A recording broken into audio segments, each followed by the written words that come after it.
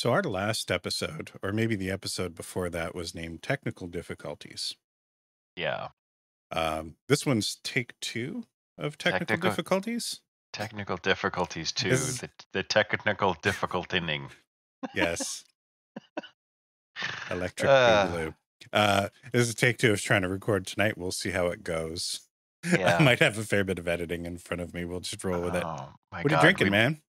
Well, I have already poured my gin and ginger ale, which is just about the end of my gin because the liquor store, as previously mentioned, is somewhat busy on a long weekend in Canada. Mm-hmm. Enter long political rant about how long weekends and civic holidays don't make any sense. Federal and provincial regulations are all different. Anyway, it's a nice I'll summer. cobble together a short out of that. Yeah, there you go. Speaking of summer, Mott's Clamato, pickled bean. My first time having it. It's quite tasty. I can't understand the idea of taking tomato juice, which is already disgusting, and then adding fish to it. Like, I want to squeeze a clam. I'm not quite sure it's exactly like that, but it is funny. And it's a great mental image. Can you imagine this at the Caesar factory? They're just like a whole lineup, and they're just milking clams. Uh, oh, there's an idea for a product: clam milk. Well, they turn everything else into a milk. Why not? Might as well. Might as No, well. it's funny, pickles are a funny thing for me. I like pickles, but I don't like pickles on a lot of things. Really? Yeah, like a burger, for instance. A pickle is something for me that it flavor is strong enough that it overshadows whatever it is I'm trying to enjoy. It's like the steak sauce on a steak argument. Like if you're putting steak sauce on a steak, in my mind, I'm doing it wrong. It's got to be a cheap steak. Yeah, like if you're gonna put steak sauce on it, like I could just Could cook be a up the burger. sole of my shoe, and it's Uh, basically gonna be the same. But in a drink, huh. That's weird because I actually don't. I'm not really fond of pickles by themselves, but I don't mind them with things. and to clarify, it's more like pickle juice than pickle. Pickle juice is really good on French fries. So here you go, summer. Yeah, it is kind of. I don't know. It went down to 2 degrees Celsius here the other day. Hey, it's above zero. That's summer. I mean, yeah, it goes up. This is a funny thing. This is actually one of the reasons that I moved here. Is that overnight it goes down to sort of single digits, right? Like nice and cool, good sleeping weather. But during the day, it gets up to like 25 or 30 and nice and sunny and hot. But you don't get that sort of overnight baking, which is nice. I like that. So you mentioned something just in Discord to me about talking about Guardians of the Galaxy 3, which means I assume that you've seen it now that it has a digital release. Yes, we watched it on Disney Plus last night. It What do you was. think of it? I thought it was pretty good. I mean, there's going to be a whole bunch of people who have complaints about it because it wasn't a perfect movie. Like there were some bits of it that were a little bit janky, right? Where you know, I don't want to get into spoilers at all, but there's a few points where Quill is trying to reconnect with Gamora Hmm. that end up. I mean, you need to interrupt them because there's these maudlin moments in the middle of the film, and you interrupt it with a joke, but it feels really awkward, which I think is the point, right? Hmm. Because it's like it's uncomfortable and then it's funny, but it felt really odd. But there were lots of like most of it. It was like I get it. Like you're pulling all the right emotional levers. Hmm. There was nothing in it that I went, this doesn't fit in a Guardians movie. There was nothing in it that I didn't think was comic book appropriate. Um, I liked it. It was a little bit more grown up than the other two, Hmm. right? Because the first one was juvenile, and then the second one was kind of like, okay, it was a little more serious, and then this one was like it really felt like a grown up version of the first one. Hmm. A little more sad stuff in it. Oh, it was like gut punch the movie, but at the Yeah. same time, it wasn't like the way they resolved everything. Now I haven't watched it since it was in theaters, so my recollection is a little bit fuzzy. But we're gonna have a couple of spoilery parts of the show today, so maybe I'll include some timestamps or something. If you don't want to get mild spoilers for Guardians of the Galaxy 3, spoiler alert. Yeah, skip Skip to. ahead to the end of this episode and then like and subscribe or whatever. Hit that, smash that bell. No, I'm not going to get into major plot points, but I am going to spoil. Oh, hey, our food's here. My dog's going nuts. Can't hear it, so we're good. All right. We had a nap today, and I woke up from the nap, and it was like after 7 o'clock. Now I never nap, but It's I was up. glorious, isn't it? I was up to like, oh, my body sucks because like I usually get up at without an alarm. Like Mm. I'm the kind of person that just sit up in bed. I look at the alarm clock or my phone, and it's like, oh, my alarm's going to go off in exactly 1 minute. Shut it off. Mm. And it doesn't matter what time I go to bed. Last night, for some reason, I just had a hard time getting to sleep. I know this is the spoiler section for Guardians of the Galaxy 3. Uh, last night, last night, I had a hard time getting to sleep, and it was like I saw 3 o'clock roll around, and I'm like, oh, okay, well, whatever. I'll try and sleep in, and then my body just naturally gets up at 6:30 or 7. Like, and sure enough, I was looking at the clock at 7, and I'm like, fuck me. Like today's, the middle of a long Yep. weekend. Like I can sleep in today. I Nope. could not. So for the first time in forever, I had a nap and got up and I'm like, oh, I'm recording in like an hour. I should maybe get up, make Yep. myself somewhat presentable. So didn't prepare too much. Getting back to Guardians, um, you talked about the Gamora thing. Hmm. And while I think that agree, I feel it was intentionally awkward at times. They handled it so well. Like the mistake would have been to have them get together. Yes, I agree. Yeah, there would the sort of the resolution of that thing was eh, pleasantly hurtful or Yeah, painfully pleasant. I'm not sure how to, but it was like that mix of. Do you remember in there was a movie that Disney came, I think it was Disney, Pixar came out with the emotions, oh, core memory, yeah, yeah. right? I And didn't then actually watch it, but I know the movie. yeah, and then there's the youthful memories are all like, single emotions, and then there's one that comes with both happy and sad, right? And that's really what that was, is like this core memory where there's like a happy bit and a sad bit, and they go blunk, and that's exactly how that felt. Yeah, I think it's a good message about relationships in general too. Like it bypasses the whole these two people are destined to be together. And if the Yeah. magic happened once, the magic will naturally happen again when circumstances matter. History Yes. matters. Yeah, it'd be dumb, but imagine, falling in love with somebody that develops amnesia. 51st dates. Yeah. Maybe it's a one-time amnesia thing where, like they have some sort of traumatic brain injury or something and they don't remember who you are when you wake up.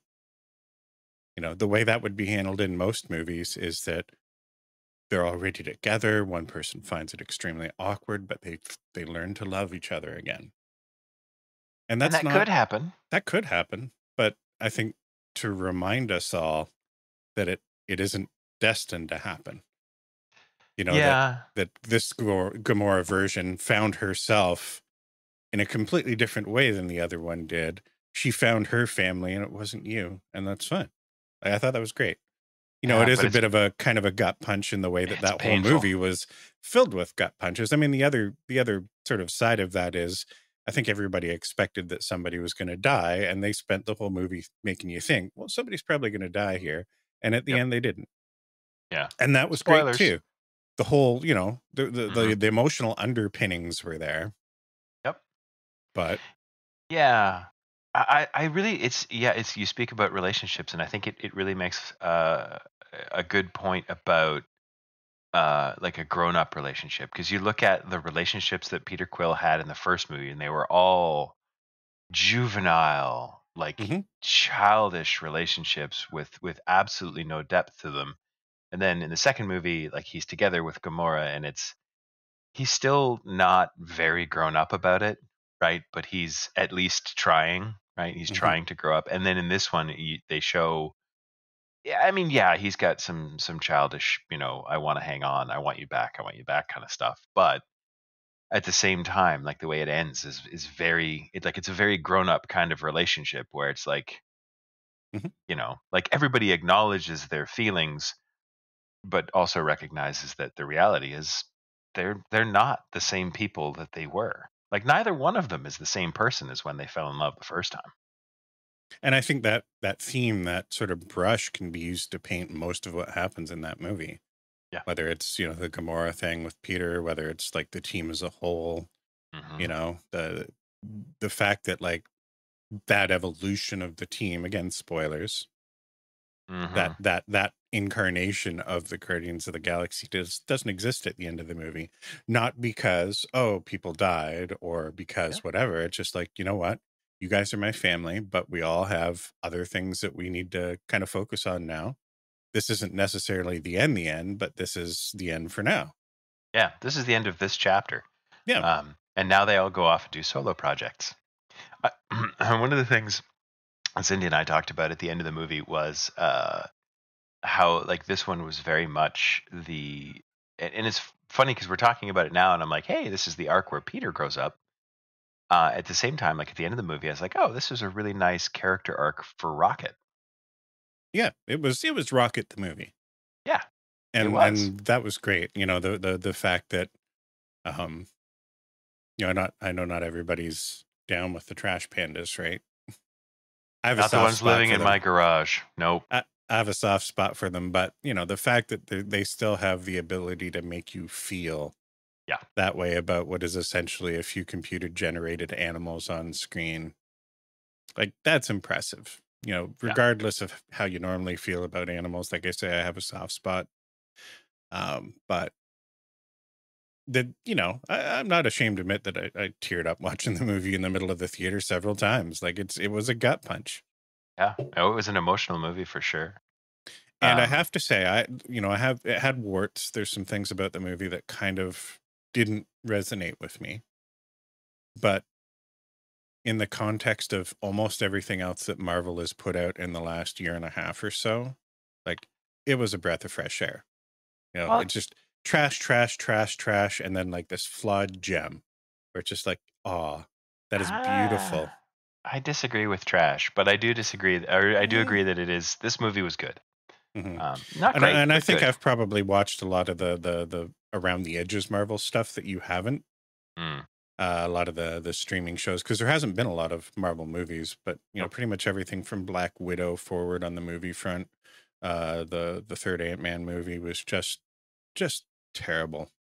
I liked it. There was oh hey, they're never bad. So when I say trash, I mean I'm not Mm. saying garbage. They're always worth your time to watch them. They're always reasonably entertaining for their own merits. But a lot of those Marvel movies set a couple of bars. One, here's a great movie, and this bar is incredibly high.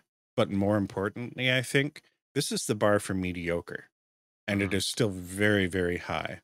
And actually, funny enough, mentioning Ant Man, like Ant Man, the first movie was that bar for me because I think I enjoyed it more than most people did. I You really know, liked it. Yeah. so it became my benchmark for pretty much everything afterwards. Was like, well, was it as good as Ant Man? Because if it's as good as Ant Man, then like it's a really damn good movie. Hmm. Again, it doesn't have to be Captain America Civil War. It doesn't have to be the first Iron Man movie. But if it's up here, like that's a damn good movie. And now I have to look at that first Ant-Man movie as, oh, actually in the grand scheme of things, that wasn't one of the mediocre Marvel movies. That was probably in the 90th percentile. And I don't know. I mean, I didn't like Wakanda Forever a lot. There were a lot of things about it that I did like. I've mhm, been enjoying Secret Invasion, although I haven't seen all of it. see, Um, I found that was a huge letdown for me. There's stuff about it I liked, but I've seen the whole show, so I won't get into spoiler territory with you. But on the whole, I think most of the what I didn't like about it was the obvious like production issues, reshoots.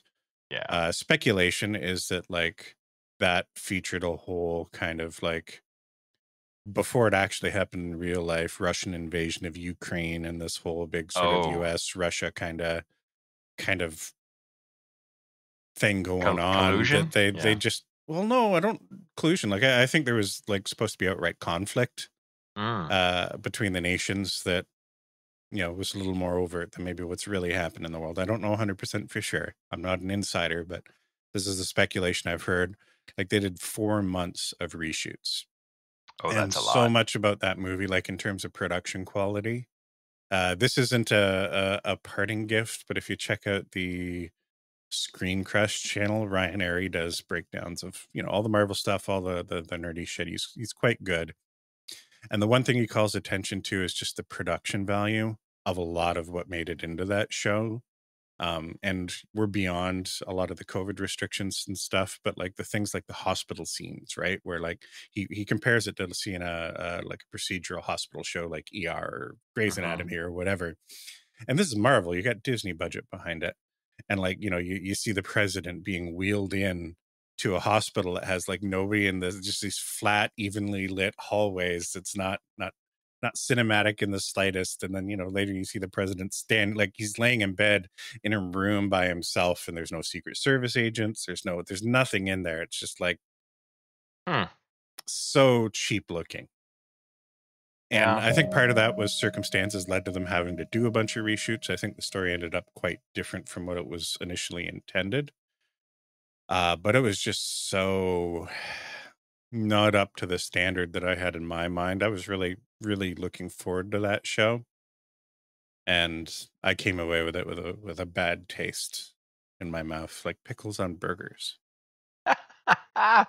Callback. We need a little soundboard thing for a You know, callback.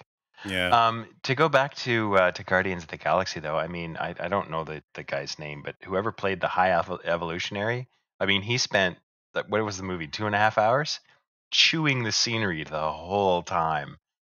yeah, and I'm on the fence about that. He didn't really resonate with me, but I'm so glad that they didn't just try and well, let's one up Thanos. Yeah, Let's use this as, oh, we need a bigger, badder guy that, completely empty of any sort of tangible thing that I can relate to as an audience. He was chewing the scenery. He came across as that spoiled brat kind of bad guy to me, yep. which didn't didn't hook me. I get why they would have done it. I can I appreciate all the decisions that went behind their writing for that character. It is one of the parts of the movie that fell just a little bit flat for me. Yeah, and I can absolutely see that happening. For me, it was very much like, okay, like you can tell that this guy has just been like his the direction he's been given is okay. How much can you do? Like how ridiculous can you get? I Hmm. want more, Yeah. and he delivered. I was just like Yeah, and completely that's over the that's top. not a shot, not a shot in the slightest at the actor. Like I think, given the direction and writing and whatnot, like that character as it was likely on paper, he did an amazing job of it. I just thought on paper, it's just a different direction that I would have gone, but that's Yeah, okay. The movie yeah. wasn't necessarily just for me, so I Well, think as a counterbalance to the rocket stuff, it both worked and didn't work mm, because at one point, like I wanted to, oh, this guy's an absolute monster, yep, and I felt that a little bit, but then, the contrasting scenes where, oh, he's a spoiled child. yeah. Really, to me, it almost like took some of the weight away from the points where I was trying to feel like he was a monster and and maybe that was calculated. I don't know. But I I don't would have know. thought as much as the rocket stuff and the stuff with the other animal friends affected me, every time I saw, you know, him throwing a temper tantrum on screen about evolution, it just Hmm. it's like, oh, okay. He's still a monster, but he's a whiny little The baby petulant monster. child. Yeah, and that's I mean, fine. that's the thing though, is that someone with that childish kind of behavior, with that amount of power, is very, very scary. I don't want to draw any parallels to anything that exists in real life, but it's a frightening combination. And I think part of it, and this is no fault of the movie, is I see a little bit of that stuff in the Kang writing as well. Yeah, yeah, And it's like, oh, that's what we're getting. Like, they did a good job of keeping Thanos an enigma until they yeah. gave essentially Thanos his own movie. And then Yeah. it was like, this is how you do a bad guy. It's the old adage of like if you want to make a horror movie, don't show your monster in the first act. You just Yeah. don't. You see hints, you see shadows, you hear rumors, you get hints, but Yeah. if you put your monster front and center, And it's unfair to compare, a bad guy from a standalone movie to Thanos. They yeah, spent 17 years working up to Thanos kind of thing, or yeah. however many years it really was. Close to 17. Yeah. I was exaggerating for effect, but looking back on it, it wasn't that big of an exaggeration. So it is unfair to compare, the villain from Guardians of the Galaxy 3. Now I No. can compare the villain to Ant-Man Yep. to that because like this is the guy that you're supposed to be turning into this big thing, you know. Uh I will say I'm excited by the trailers for Loki season 2. Haven't seen any of those yet. You didn't watch the first season of Loki? Mm. I did watch the first season of Loki. I haven't seen any of the trailers. I've been excited about the second season of Loki since the second episode of the first season of Loki. Yeah. Yeah, since they started ripping off your hub thing from your D&D campaign. It's fine. It's fine. They No, can have it. it's Listen, they'd had a bigger budget. They can run with it harder than I could. they had dedicated writers. It's Yeah. it's amazing how much like I immediately made that connection though. Like the timing was perfect because we were just starting to get into the weird shit Yep. of what you were establishing and you tried to create this sort of visual. And then And then it's basically all that Loki. was missing in that like one episode of Loki where you're really getting to see the TVA was like this futuristic flying machine that in character you're not really supposed to understand hanging from a ceiling. Yep. Yep. Or, the train that turns into a wagon, that turns into a car, that turns into a truck, that Yeah. turns into a wagon. Yeah. I don't know. It's funny, there've So been a lot of times where I've come up with an idea for something and then sort of presented it or written like some kind of short story or something, and then I see something that someone else has written at the same time, and it's the same thing. yeah. I'd like to think it's And great minds think alike, but I don't think that's the truth. no, and yes. I mean there's a certain amount of it. I think the reality is there's only so many ideas that any one person can sort of jump to that idea given the context of everything around them. Yeah. You We know, it all isn't the steal from great the same minds. greats. We all steal from the same greats, but we're also all primed for the same Yeah. leaps based on, whether it's related or not, the same general context around us. We're put in a situation where, it's natural to have people making similar creative leaps. It isn't necessarily even just ripping material from something that came before. Like it can feel original, but we're jumping to the same original conclusions, same original ideas based on, everything that we've grown up with and digested. So it is what It's it all, is. all part of the same gestalt. It's a jump to conclusions, Matt. We were talking about actually watching that last week. It's been a while since I watched it. Yep, me too. That was one of those movies that I used to bust out about once a year, maybe a little bit more frequently. And it's probably been 5 or 6 years since I've watched it. Well, don't work in that kind of it's Office Space for those of you who don't know what we're referring Mhm. to. But yeah, I don't work in that kind of environment anymore, so it's almost going to be nostalgic to go back and watch it.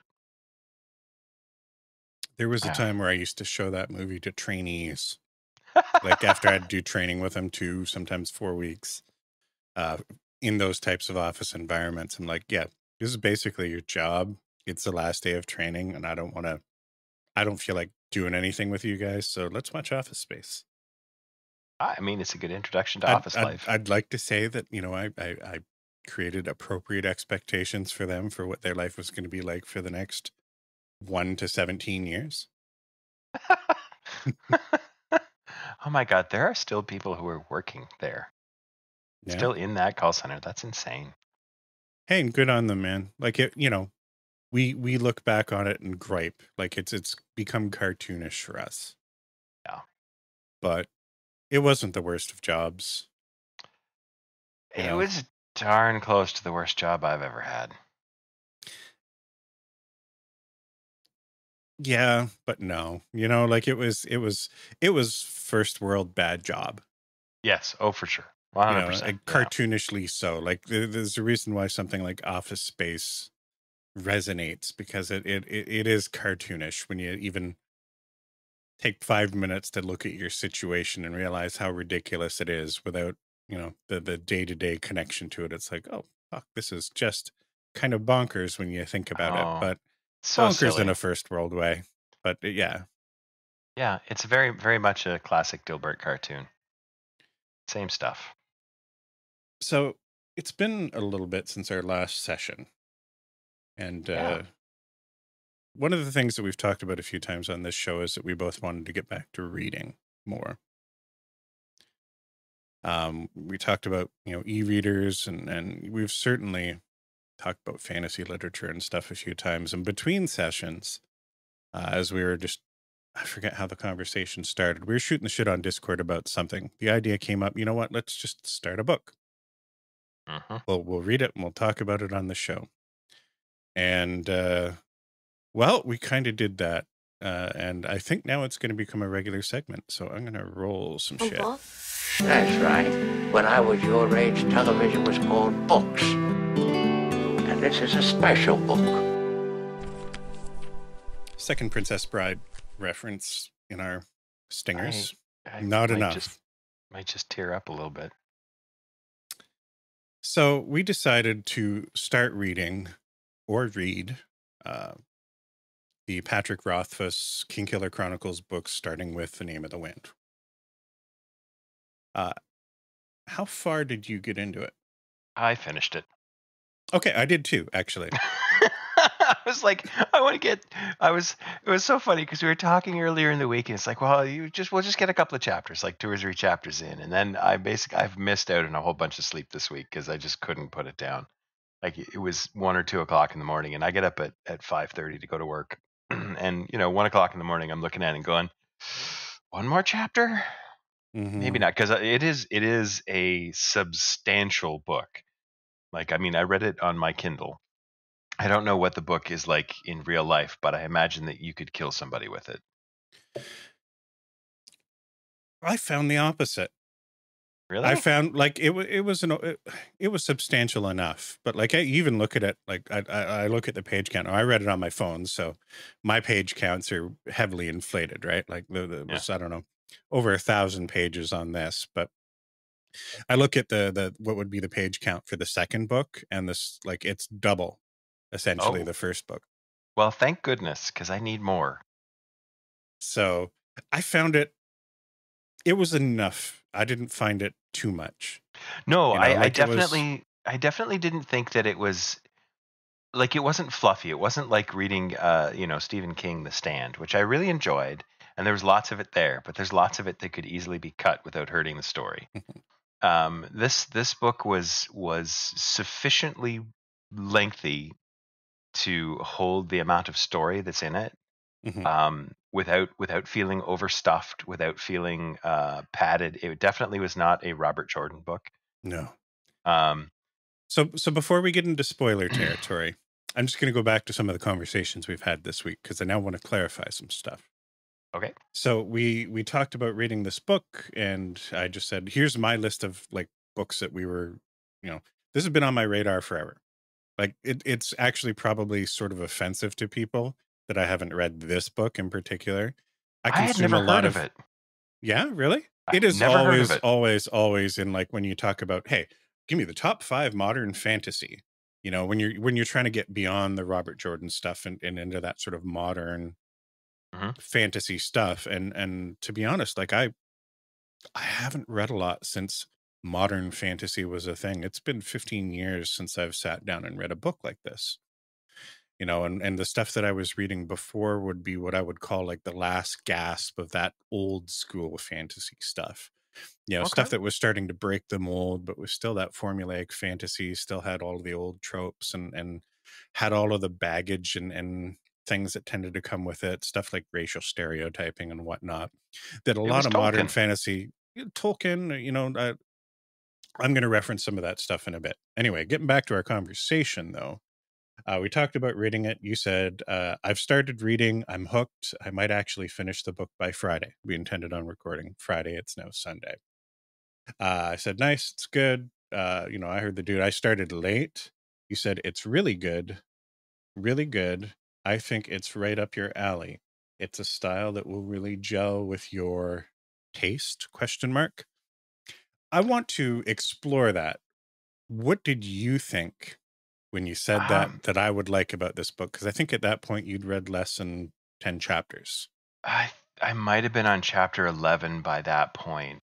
It was the narrative reminded me a whole lot of the sort of wall of text that we get at the beginning of a D&D campaign that you're running. uh, like the sort of setting the scene appropriately with things that don't seem like they're much until later on when you realize, oh, that was actually setting up something. Uh, it was it was more of a feeling than anything else. And the reason taste had a question mark, by the way, was because I was trying to think of a sesquipedalian word to put in there, and I couldn't think of it. So I'm just like, it basically means taste, right? It's right up. It's sort of your, you know, Hmm. gestures vaguely at everything. Um, it was just like the feeling of getting into the book. It's like, okay, this sounds like a lot of words, but they're all supposed to be here. They're in the right order, and they mean what they're intended to mean, right? Whereas somebody who maybe doesn't particularly understand it very well would think, wow, this is a lot of words, right? When you actually listen to the words, it's like, yeah, these words all need to be here. Hmm. One of the things that is sorry, this is a little bit of a tangent, but Hmm. one of the things about reading things that really gets to me is not even so much the story. Like, I don't. There are two ways that a book can sort of hook me in. One is that the story is great, right? And Piers Anthony is a really great example of that, where his writing is not great. Like, he is not a good crafter of words. Like, he stacks words like they're bricks. They Hmm. have no grace and no style, but the house that he's building is quite nice, right? And then there are other things, and I can't think of an example off the top of my head where they put words together really, really well. And the story, I mean, it's no hell, but like all of the words, it's like this sort of graceful dance of verbiage that goes onto the page. And this book was both, Hmm. right? It's like all of the words kind of need to be there. There was a couple of sort of minor stumbles in the early part of the book where I thought that that particular idea wasn't constructed perfectly. It was still good, Hmm. but there were a couple of instances, and I don't have any. I'm sorry, I didn't make any notes. This is the unfortunate thing. I thought to myself, I want to make notes about this book so that I can talk about it well. And then I got right into it and just read the whole thing. It didn't burn me. Didn't make any notes. Um, but there were a couple of, as I say, a couple of bits at the beginning where I was like, man, that could have been a little tighter. But once I got to like chapter 3 or 4, it was just like, it's like you're rolling downhill in a snowball, and it's just gathering speed as you go. Hmm. I do have a couple of complaints about the story. I have some general commentary too. I think we'll save the story until after. I want to sort of stop and talk about expand on the writing and the narrative style because it's what hooked me. I didn't Hmm. make the connection to like the D&D stuff and not only how just in general people run D&D games, but specifically my own setup for D&D games. And like it, yeah, it absolutely makes sense. And in the context of some of the commentary I had about this book, like it makes sense why I do things that Hmm. way. It isn't just a similarity that resonates with me. A lot of the stuff that I've read that I really liked shaped me into doing things like that. And as it Hmm. turns out here, appreciating things that also do the same thing. So I'm going to go on for a little bit here. Stop me and interrupt me anytime you want to add to it, make any sort of commentary. Um, this isn't well organized thoughts. I just made a bunch of point form notes here. So, Right. You're better organized than I am because I'm basically shooting from the cuff here. so the meat of this book features narration from the first person perspective, specifically the perspective of somebody who's a bit of a wise ass. That's checkbox number one for me Oh, I of have some books for things that I you. really, really like. Um, it wasn't only that though, because there is this sort of contrasty chapters that sort of pull back into the third person point of view that happen in the present. You know, everything else is sort of The flashback. yeah, it's autobiographical in nature, and the narrative changes, and that narrative change is sort of shorthand for you to be okay. Well, we're in the present, we're in the past, yada yada yada. But writing in that first person narrative for me allows you to do things that you can't do when writing from second or third person that are just so important to hooking me. You know, I'm not one of those people, to go back to what you said about having a lot of words. I'm not one of those people that can have a lot of well strung together words that amount to nothing or amount Yeah. to very little. Um, Now I appreciate that in small doses, Patrick Rothfuss did that for me, and he did it in a way that I really, really liked here. But it was small doses. But the first person perspective allows you to take, and I think this is probably the most important element, an unlikable character from any other perspective. Like if you were to write this from a either the perspective of a different character in the same story, Hmm. or even just try and portray it in a typical third person point of view, the protagonist of this story would be one of the most unlikable characters you Um. could read about. Like he's, you know, and we can expand on that a little bit later. Yeah. He is the Mary Sue, but like Yes. without being inside his own mind, he would just, you know, imagine being another person at this school. He would be the character that, you know, the young upstart, full of himself, cocky, better than you at everything, better looking at you, more talented, luckier than you in a lot of instances. And while Yes. that is all true, when you pull back into that first person narrative, you're getting his evaluation of himself sort of injected into the words. So while the happenings of young Quoth are, you know, being laid out in front of you, you're getting this commentary along with it that says, yeah, I was, you know, I was a shit, like I was a fool, I was an idiot, I was, and that makes it so that you can take this unlikable character and relate to him.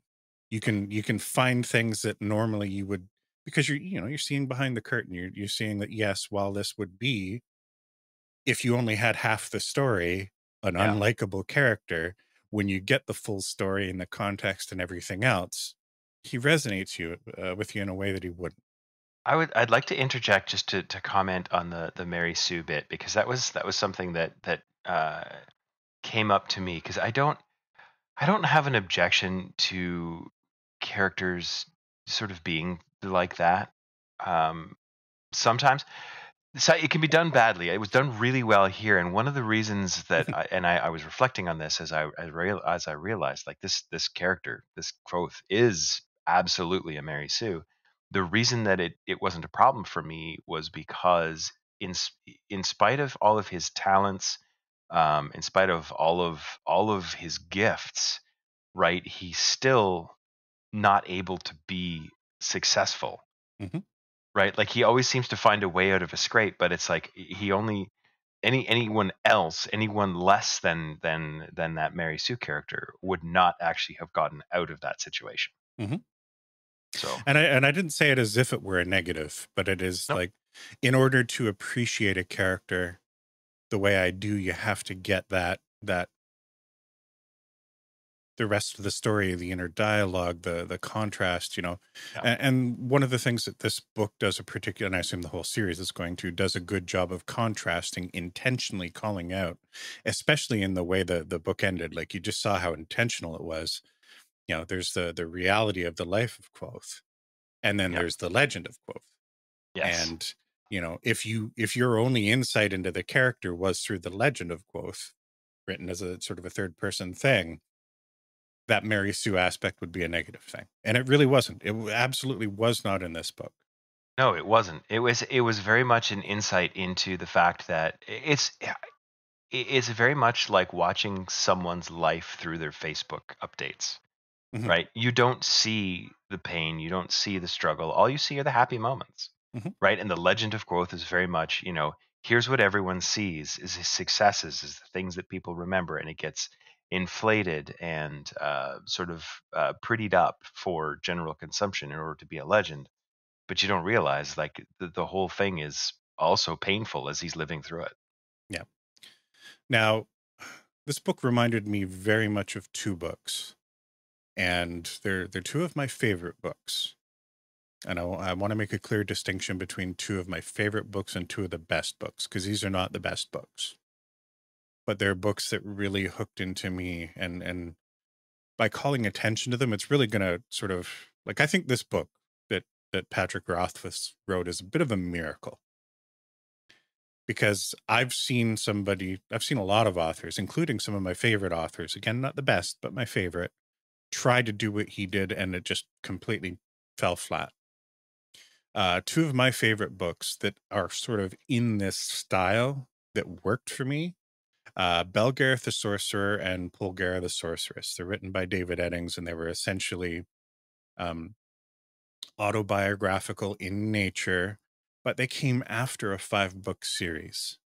So you had 5 books worth of context again, I love the Belgariad, and then technically they came after two 5-book series, Belgariad and Malorium, that were, I enjoyed them on their own merits. Like I have a sort of a childhood, like they were my fantasy when I grew up. So I'm completely biased. But if I look at them objectively, like they were bog standard hero's journey, formulaic fantasy. He had his own things that he did well as an author that I still find a lot of authors can't do, like this inherent camaraderie and dry wit between, like, injected into A, how it's written, but B, their relationships between characters that touched me, even if they were just, super simple one-dimensional characters. Like the characters were less important than the relationships between the characters. And that's what made having a couple of key characters who were, people that had lived basically since not the beginning of time, but forever, thousands of years old when people lived 100 years kind of thing, come back and write an autobiographical piece allows you to take everything that you had in those 10 books and um, use that to build off of. So these characters are established. Any of the commentary that gets injected into the first person point of view has context, and that's why it really, really works there. David Eddings, the same author that wrote those, has tried to do standalone stuff where he didn't have all that context to build off of. Redemption of Althalis comes to mind as a book that, while I enjoyed it, it really, really fell flat. Patrick Hmm. Rothfuss here managed to do it without having books worth of context to give the first person stuff weight, and he pulled it off. And to me, just based on the stuff that I've read and the amount of times I've seen this not go well, is a little bit of a miracle, even if it is a flawed miracle.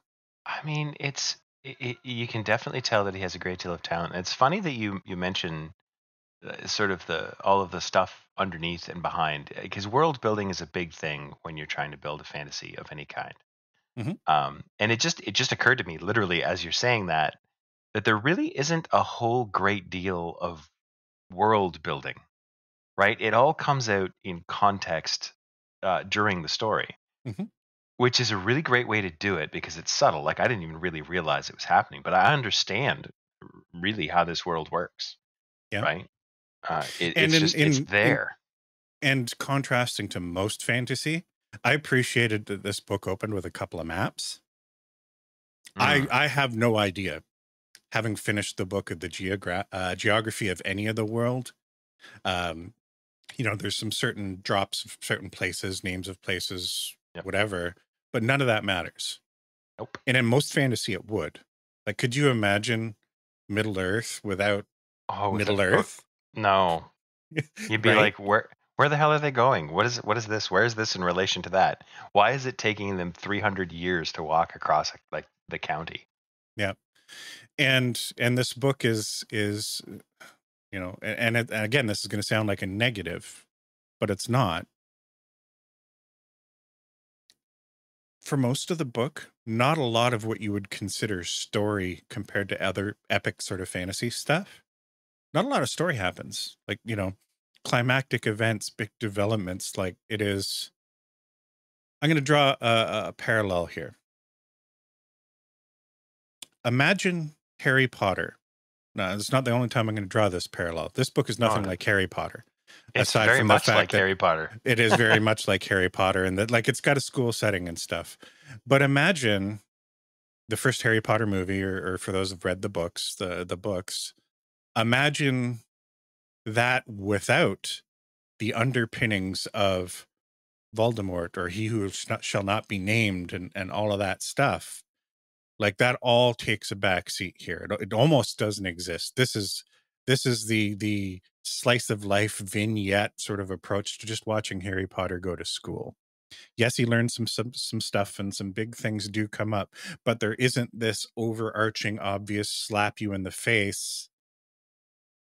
Like here's point B that we're going to get to eventually. We get a little bit of it. Like some of his motivations is to learn about these the Chandrian, Chandrians, yeah. right? That's But it that's is so backseat to everything that happens in this story, and it's great. It is. It's so subtle the way that he sort of puts that together. It's like, yeah, it's kind of his driving motivation, but to go back to Harry Potter, imagine Harry Potter, but you basically get up to the Sorting Hat and that's where you're done, right? Like that's about not only that, but imagine that you watched Harry Potter go to regular school for like the first half of the movie. Mhm. And then you get up to kind of the Sorting Hat and that's where you stop. Now, the school setting itself is one thing that didn't resonate with me, like just in concept. That thing, I know it has a lot of appeal to a lot of people. It doesn't to me. I don't know if it's because I didn't do post-secondary education until like I was well into my adult life. So I don't look at that as sort of a nostalgia thing like I think a lot of people do. And it Oh, doesn't really resonate with me anywhere that I see it. Um, before we move on out of the first person sort of delivery, I want to highlight a couple things. uh I actually copied some text that sort of illustrates some got of the things that quotes. I like. Some quotes. One of the reasons that I do like, and we talked about a lot of words Hmm. before, right? That first person narrative delivery allows you to take shortcuts. It's like paint a picture because it's worth 1,000 words, but in this case, Hmm. you're painting a picture through less words. Yes. So the first thing that I want to call these are moments where I just like I had to put the book down because they either made me laugh, made me smile like widely to the point where it's like, oh, I see what you did there, and it's Yep. great. And people listening to this probably just out of context aren't going to get it, but it really, really ties closely to that sort of snarky, smart ass kind of first person experience. The first one's from chapter 10, called Alar and Several Stones. Now, this is where a mentor character, Ben, is teaching Quoth, our protagonist, about sympathy, which is Magic. lesser magic. Well, it's sympathy magic. It's actually Yeah. pulled from a real world belief. Yeah. Anyway, this entire sentence here is like, I don't know, a dozen words long, and it tells me more than 1,000 words could about this character. Quoting Quoth, I tried and tried. It was the most difficult thing I'd ever done. It took me almost all afternoon. I loved, yeah, there was a bunch of things where his subtext was like, this was really hard. It took like 15 minutes before I mastered this thing. Right. Now, and this goes back to the Mary Sue and like, you know, how you see it differently from different perspectives. Um, Stuff like this, where he's as a character, he's recognizing it, first of all, the ease of which he's mastering it. And yes, he's a little bit, you know, he's a bit of a braggart about it, but at the same Yes. time, like you're able to appreciate it, and the snark is real. And that one line, it took me almost all afternoon, juxtaposed with, I'm learning something that is incredibly difficult, and I'm still going to pretend that it's incredibly difficult for me with this snarky little thing. Just tells you everything you need to know about this character, the mindset of him, that you just wouldn't get that through like a typical third person sort of narrative. And then you also get the funny shit. This is the moment I laughed at this statement the most in the book, and it is the dumbest throwaway line that has nothing to do with anything. But this is the type of color, flavor in this type of writing that I really, really like. This is from chapter 14, The Name of the Wind, where Ben is providing Quoth some further instruction. Quoting, he then proceeded to shout about Alpha and Beta, a sign that he was in a genuine good mood. Now, Alpha and Beta are donkeys. They took it as calmly as ever, in spite of the fact that he accused them of things I'm sure no donkey has ever willingly done, especially not Beta, who is possessed impeccable moral character. Yeah. Uh, It's a throwaway line just about how a character's interacting with his donkeys, and he's anthropomorphizing them as a character. Like, these aren't important characters in the book. The donkeys come up like 3 times, and it's just, it's descriptive text, the same way you're describing a sunset, or you're describing a particular place. Like, it is the donkeys were so, especially donkey-like. yeah, so unimportant. But to just take a minute to turn a donkey into like just a momentary cartoon character. And it was a Through very big thing too about sort of painting a flavor of Ben's character, Mhm. which is his Absolutely. name was Abenthi, I think was Yep. his full name. Yeah. I'm really bad at remembering the names of characters in books. I would also like to point out that it's very funny that you have some quotes. I'm pronouncing the V, but yes. Yeah, So I'm that's trying to almost pronounce the V.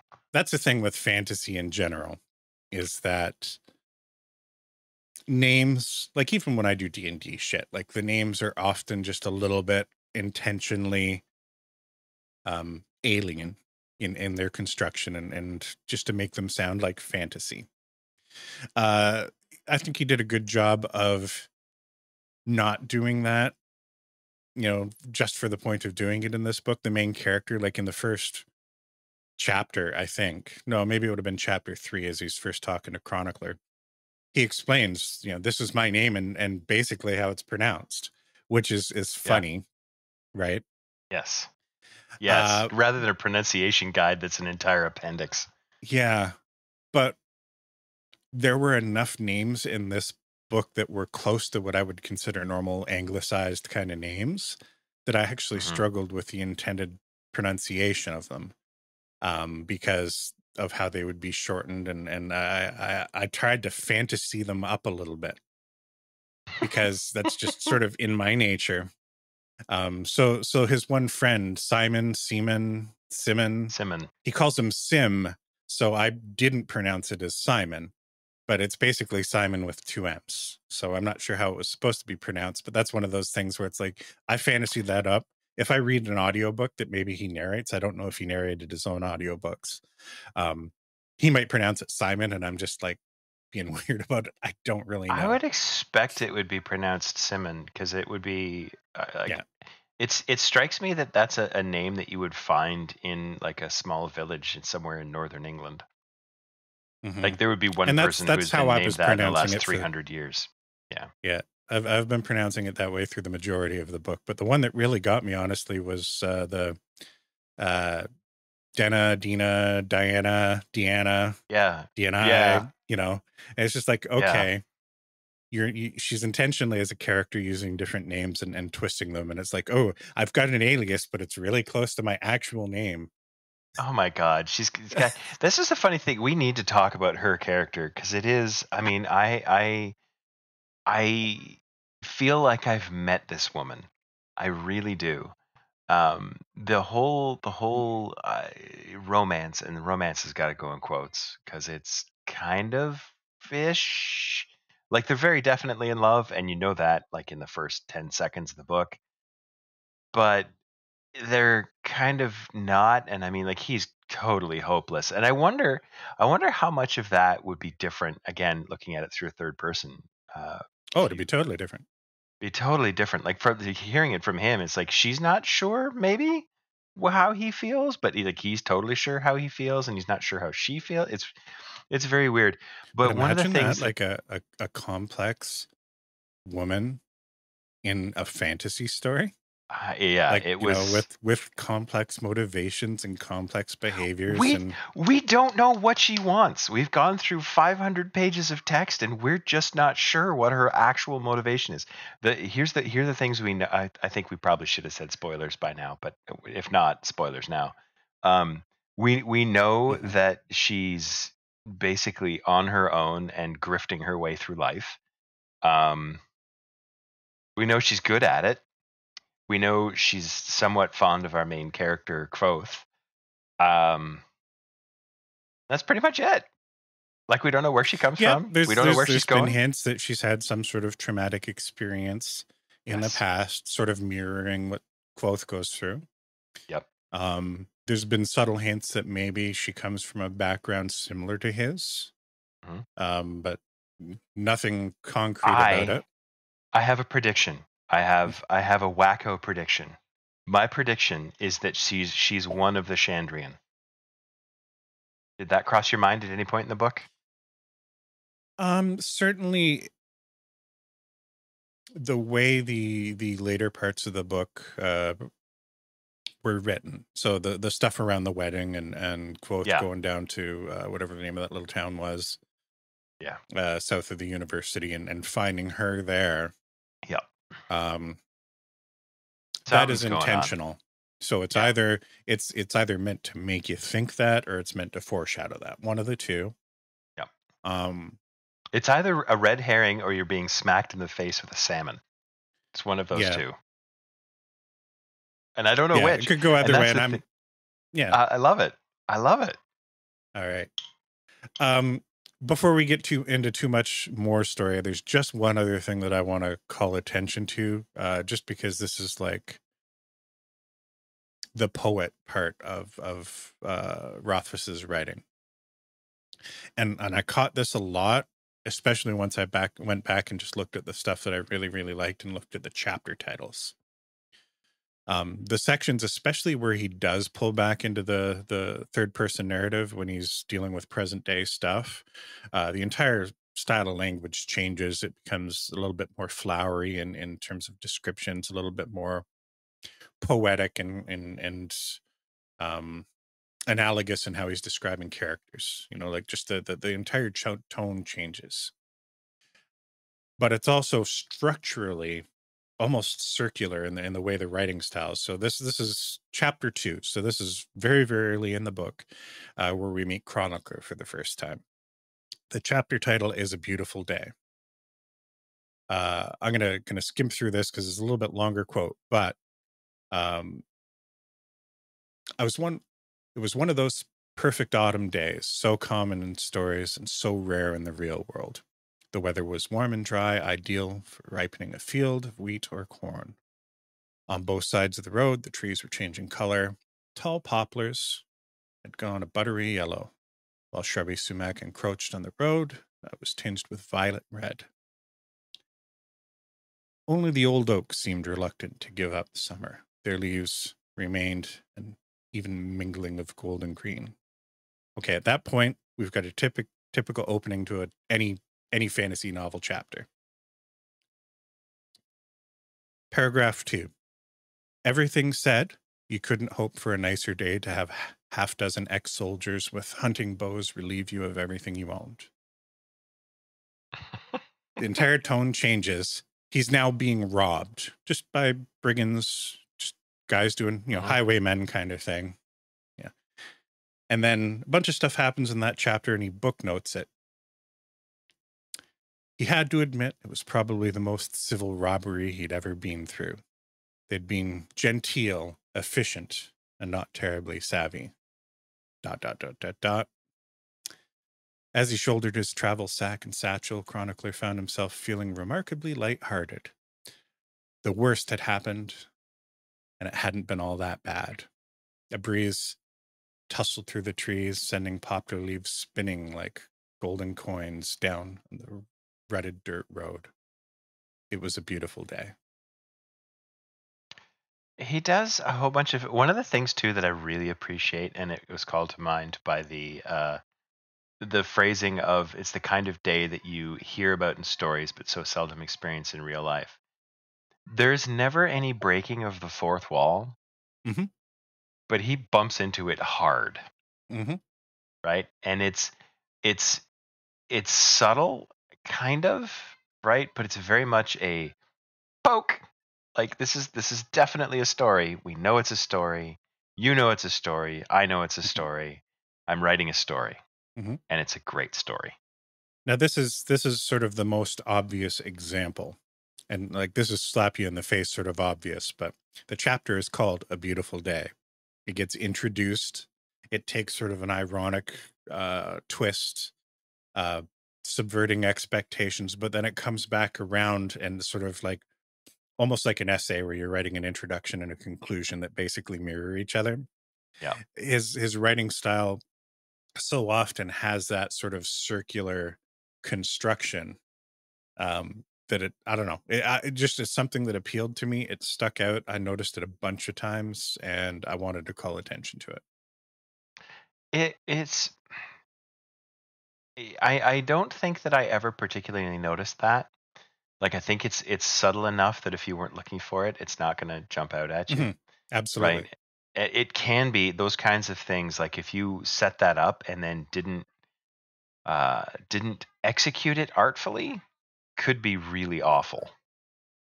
And it didn't come across as forced because I think he sort of a lot of it was in those occasional interlude chapters that pulled away from the biographical sort of first person stuff. So he wasn't trying to do it all the time. Hmm. But when he did, like it did stick out to me a little bit, and I'm like, that's poetic. Yeah, Above and beyond everything that happened in that chapter. There's just sort of a that's a musical wonderful quality chapter. to the delivery. Yeah. That's a wonderful chapter. It also introduces you to the chronicler in a way that gives you some insights into just exactly how resourceful he is, Mhm. which is nice. Um, I Yeah. really want to talk about the ending of that book. Okay, so let's spoilers. Like this is plot spoiler section now. Yeah. We're talking story again. Like, subscribe. Give us a rating or whatever.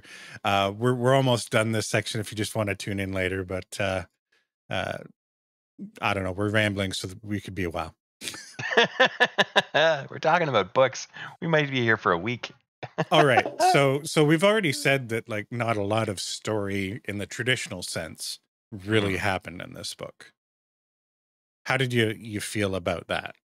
I was okay with it. The only bit of it that I really didn't, because it was mostly episodic, right? It very much felt like looking back on it, not while I was reading it, but looking Mhm. back on it and trying to look at it with like an analytical eye. It very much feels like a series of like Dungeons and Dragons sessions, Mhm. right? Like it could very well have been like someone writing down, "Hey, we went and played D&D, and this is what happened." Mhm.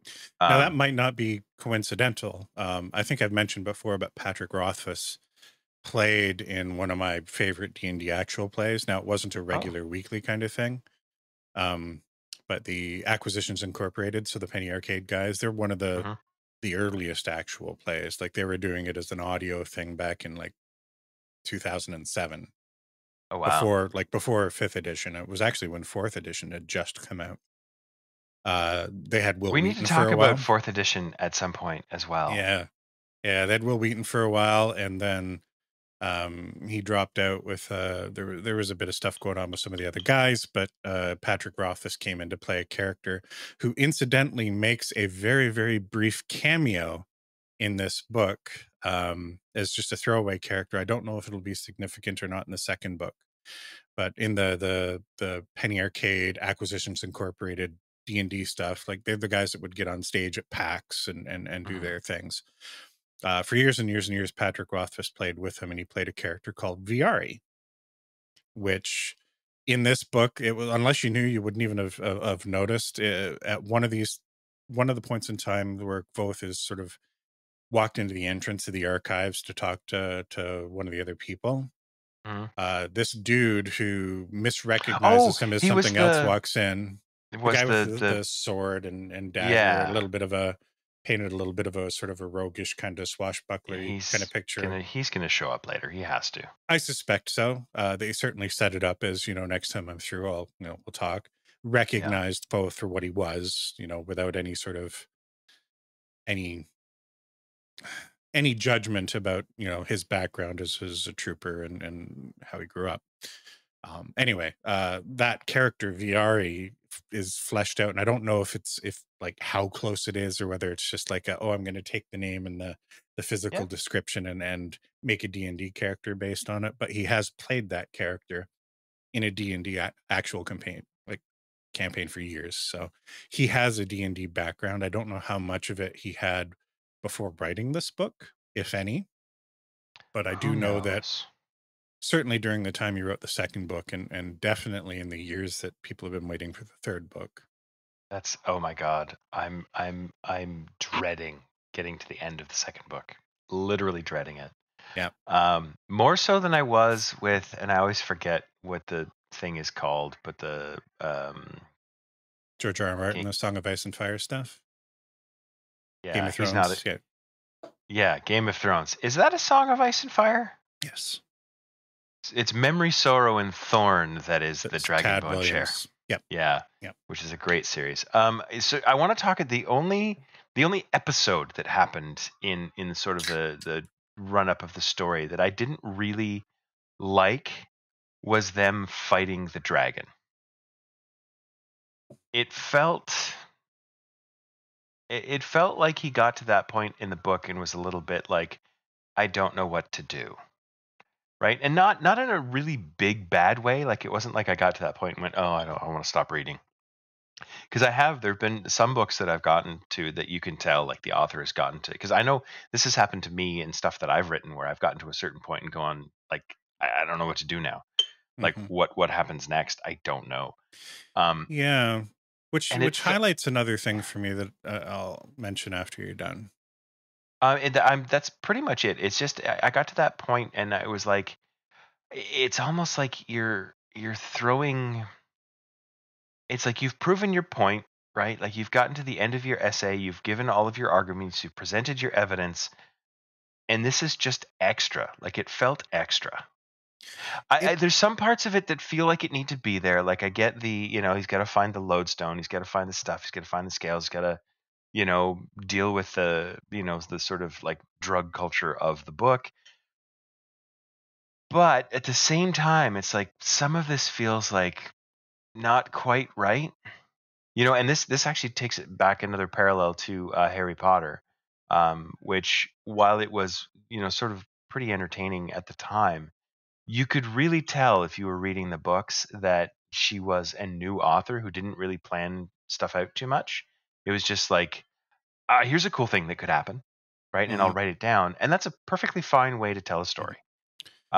It just makes it sometimes hard to hang things together because you have this one episode that's it's just a little bit bigger, a little bit different, a Mhm. little bit out there. I got a different read on that myself. Now, before I get into it, I'll go back to the thing that I wanted to touch on, was that unlike the Harry Potter books, it's a perfect sort of segue to that. The one thing you can tell about this book is just how planned out it was and how much rewriting must have happened, because there's so much setup and payoff of Mm, things where, as you started talking about it, like, I don't know, an hour ago when we first started talking about the book, the amount of things that you think at the time aren't important that have a payoff that come back. So, yes, him going to the archives for the first time, and the book that he ends up getting is that, mating practices of the, which is the chronicler's book. Dracus or whatever, right? Which is Yep. the book that, I mean, he runs into a Dracus at the end. Now, getting back to that particular situation, I agree that it felt out of place, but I think that it was intentional. Like, a cynic would say, "Oh, well, he realized by the end of his book that he didn't have any big epic sort of climactic thing that most fantasy books had." But I don't think that's what happened. Um, and there's a couple things that lead me to think that way. One, he was very, very, very careful about while he was writing it, saying, "This isn't a dragon. Like this isn't what it would look like as an outsider looking at this." And B, why I think it was important was that you could argue that it was the one truly heroic thing that he did. It was right at the end of the book, and then you have the contrasting sort of epilogue type stuff afterwards, where they're Yes. talking about the stuff that is the legend Yep. of both, and this doesn't come up. Or even like immediately afterwards at school, where he is after the thing with Ambrose, where um he's on the horns, he's just in front Yeah. of all the masters and doling out punishment or whatever. Like it would have been easy, and the fantasy thing that would have happened would have been, oh, word about his good deeds had spread, and that made That an did the impact thing. on decision. Like that happened. It was its own contained thing, and nobody knew about it. And you could argue that it was one of the truly heroic things that he did. I mean, he had his small heroic moments, the stuff with saving what's her name's character, Fella. Fela. Yeah, Something. like he Yeah. had these small sort of heroic moments, but that was the one sort of like, oh, this is a Oh, fantasy book now. And it's yeah. like it happened and nobody cared. I have to point out, like, there's a bunch of stuff because he's telling the story of himself as basically like a 15 or 16-year-old. Yeah. And I have to point out that it's difficult for, like a graybeard to write something about, teen years and have it feel kind of authentic. Because we all remember ourselves from that time, but it's really difficult to write some kind of fiction and not impose the knowledge and confidence that you have now into what that person like. Can you imagine going back to high school in the body that you had in high school, but the brain you have now? Like high school would be so easy. Like it would be a walk in the park. So the thing that stuck out to me was he went to her door, knocked on her door, and she shows up at the door basically naked and says, "Do you want to come in?" And he's like, "No, no, no, I can't stay." Yeah. And then later on he goes, "Oh my God." I'm an She was, idiot. yeah, she was asking me into her room and she was totally naked. Yeah. And I'm like, that was like that rings so true, right? Like, like there's a meme that's going around. It's like I'm flashing back to that time that I was at a sleepover and like, a girl and I were in bed together and we were tickling each other and I was like, "Okay, time to go to sleep now." And then I rolled over and went to sleep. It's like, what are you doing? Uh, And I mean, they've set up this character who I assume is going to turn into the exact opposite, right? Like at least the legend of Quoth is he's going to be this dashing, roguish kind of like, yeah. you know, Sean Connery in the original Bond films. yeah, he's women are throwing themselves at him and like, and that's probably going to come in the second book. And I'm sure that the writing is going to still find a way to dance around those tropes. But to Yeah. have him portrayed and admit through his own commentary in this sort of autobiographical stuff is that like, I don't know anything about women. I'm an idiot. I'm a fool. Yep. It's great. It's a great way to do it because it will then give that character depth later that we wouldn't have got again through that sort of third person. Just this Yep. happened and this happened. I do. I also appreciate the setup at the beginning because we get the hero's journey so much, and it's okay to do the hero's journey. Like Mhm. I don't want to piss on that, but at the same time, like so many times, it's like the opening of the book is, you know, the main character is a kid at the thing, and he's totally innocent, and then something happens, and he's the chosen one, and he goes and he finds the magic sword, and he slays the dragon. And in this one, we very much get like like our introduction to our hero is this broken person, like he's broken, Mhm. and you don't know why. And that's really kind of the thrust of the story, and the thing that I'm reading to get to is like, how did that happen? Mhm. And I'm very much afraid that because I mean the book did actually make me laugh out loud at times. Mhm. I think I pissed off my wife a few times at 3 o'clock in the morning as I'm laying there, laughing my ass off as she's trying to Vibrating in sleep. bed, yeah. Yeah. Yeah, that's when I did most of my reading too, is just kind of a couple hours before falling asleep for a few nights. Yeah. And it's like, but there's also been times where it's like, I got to put this book down because I'm like, this is the thing. This is how I judge what is a good book. Have I had to put this book down because I am angry about what's happening? Have I laughed at this book, and has this book, made my eyes water because I'm like, this is really, really sad. The only time I thought that the book, that the writing, plotting, pacing, or whatever you want to call it, was just a little bit, and I don't even know exactly how to describe it. It's almost like childish, simplistic. Was him taking the torch into the archives right before he got banned from the archives. It's like, and not because I think that the character should have spotted it or that he shouldn't have done it. It was just like I literally put the book down at that point because I was like, I can see what's coming. Like Mhm. I can see it. Like you don't take a torch into, when you have a light source that is not flame, you don't take flame into the archival storage of the entire Yeah, it world. was it was but I guess like the stuff with the how he dealt with women and how he doesn't know anything about women. It was one of those things that I think was intentionally meant to be telegraphed to us as the reader, Hmm.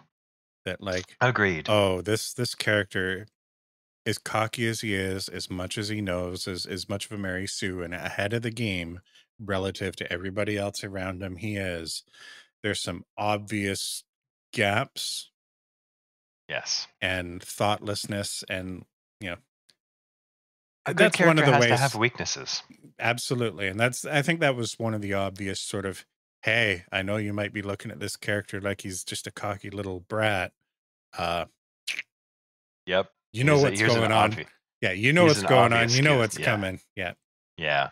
So Yeah, uh and it wasn't like, I don't have an objection to the telegraphing so much as I thought it was handled just a little clumsily.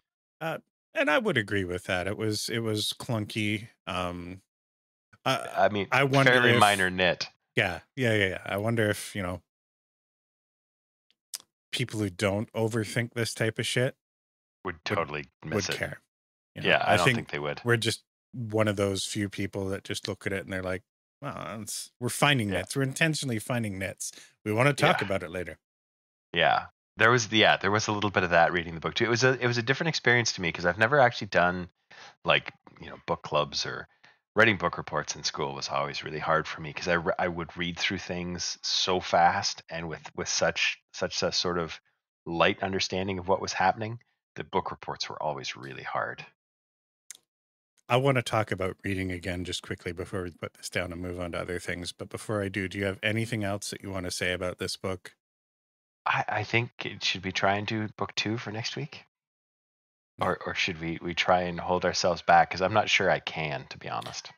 I'll probably start reading it. I need to pace myself. Yeah. And it's funny. So reading, like I say, I used to do this all the time. Like, I used to read. I used to read a lot.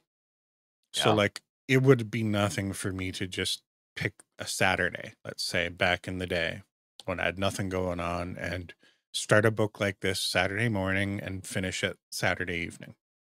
Yep. I used to read quickly. I used to eat books. I have not done that in a long time. I read the ebook version of this book on my phone, and the entire process, even if it was just a few hours a day kind of thing, physically exhausted me and challenged me. There's things that I have forgotten, like getting into the right position to read. My neck. Now, I did something in my shoulder a couple weeks ago that's still bothering me, but just looking down at what I'm reading like this for Uh-huh. multiple hours, like I'm tied in a knot. I'm in pain. Yeah. I need time to recover from Ah. from doing absolutely no level of physical exertion here. Like this Yeah. is, out of shape, fat dude complaining about bending his neck. But I think you might be a nerd, Shane. it's absolutely true. But I need time to physically recover from reading this book. I know that if I get into the second book, I'm going to find myself in a position where I'm wanting to go through it very, very quickly. And I need probably a couple weeks just to breathe. And then I need to set up some rules for myself for how I read the second book. You Well, I have think this number of hours in a day. You're going to go Mhm. to a specific place where you're comfortable to do it. Yes, you need a You know, reading chair. yeah, because I Um, was doing it in bed. I was doing it just kind of laying sideways on my uncomfortable couch, and I'm paying the price for it now. Let me tell you. yeah. So I think that there might be an opportunity then to do something smaller, sort of in between doing these. And I wrote it in our show note document. Okay, Stephen Brust. Yeah, I have no Christ. idea how to pronounce it. But he does a series about a character named Vlad Taltosh. That is, it's That well is the worth the read. most D&D sounding name I've ever heard. I mean, it's a traditional. Oh God. Um, oh, Sounds goulash. Who makes goulash? What? Where does that come from? It's not Polish, but it's Western European. like It's Romanian. Yeah, it sounds very, very sort of, yes. yeah. I can't remember. He does specify Hungarian. It's a Hungarian name. Okay. So yeah, and they're reasonably short books. They're like almost novellas. They're barely novels. There are a bunch of them, but they're worth talking about, I think. So we could maybe do that for next week. All right. Hey, do you want to talk about some video games very, very briefly? Sure. Yeah. I used to be an adventurer like you. Stay a while and listen. So, as you joked about last show, this entire segment is your fault. Yeah, it is. And we need to change it. We were originally going to call it Retro Replay or something like that because we were like, let's go back and play a bunch of retro games. Let's Which not. sounded like a great idea until you Yeah. didn't. Oh yeah, no, don't. Just don't. Don't do it. So I think this is going to become just a general video game segment of the show. And I don't know what we're going to call it yet. But I've been starting to play Baldur's Gate 3. And this goes back to how good this book that we just read is I've had a few days here over this long weekend where it's like I can read this book or I can play Baldur's Gate 3. I've been looking forward to Baldur's Gate 3. I had this whole thing where like it was being released at a certain time on Thursday. Oh my I God, queued you've been up my talking about Steam it for a download. year. And then you decided we needed to read some fucking books and ruined my whole plan. Now, that isn't to say that Baldur's Gate 3, what little taste of it I've had so far, I think I've played 2 or 3 hours, isn't great. It's very good. If I didn't But have something else that I wanted to do more, I probably would have played a lot more of it. I'm not sure how well I'm going to stick with Baldur's Gate 3. Now, let me say it is D&D. You absolutely need to play this game. It is not only just based on Dungeons and Dragons, but it is very, very clear that the people that have crafted this game play Dungeons and Dragons. But I bounced off of Divinity Original Sin 2. I wanted to love it. I actually really enjoyed playing it, but mechanically, interacting with the game, I just could not get into it. Like, ignoring the story, ignoring the plot, ignoring the characters, ignoring everything else. Physically interacting with the game control scheme was just so clunky. And I've found that with basically like Western style RPGs like forever. And they just haven't moved beyond that. Have you played Divinity Original Sin 2? I think I downloaded it at one point. I actually think it's in my Steam library. I've never played it. Now, I am going to, before I get into the rest of Baldur's Gate 3, have to try and solve the problem of controls. Because take something like a Baldur's Gate 1 or 2, and then give you a camera that you can rotate to see outside. Oh no. But so you can zoom in and out. Like you can zoom down into sort of a fixed third person, or pull back into what would be your traditional isometric or fake isometric style view. But you can also rotate the camera, and you have to, right? So to contrast it with those old school games, Fallout, Baldur's Gate, or whatever, you had this sort of angular top down isometric view, and you could count on things important being positioned so that you can visually see it. It's not hidden behind walls and stuff like that. Games like Divinity Original Sin 2 and this certainly rely on you being able to rotate the camera, but the control scheme by default when you're using mouse and keyboard is hold down your middle mouse button and move your mouse, and you're constantly Oh. having to do that while almost having the weird sort of, when we tried playing Fallout 1 thing of, right click to do this, left click to do this, right click 2 times to do this before you left click. And I hate it. I want to love the game. I haven't even got into the game enough to say how good the game really is. The control scheme and mechanics are just so painful for me. I wonder if any of these games have ever considered integrating with a 3D mouse. I don't know if you've ever seen one of these, but most of the work. I hope I have enough slack here. Most of the work that I do is CAD based, right? So I'm rotating stuff all the time to get where I'm going. And this thing basically, it's like pull up to zoom in and out, and then you can rotate things sort of on the screen, and also like pitch and roll and yaw and Hmm. all that kind of stuff.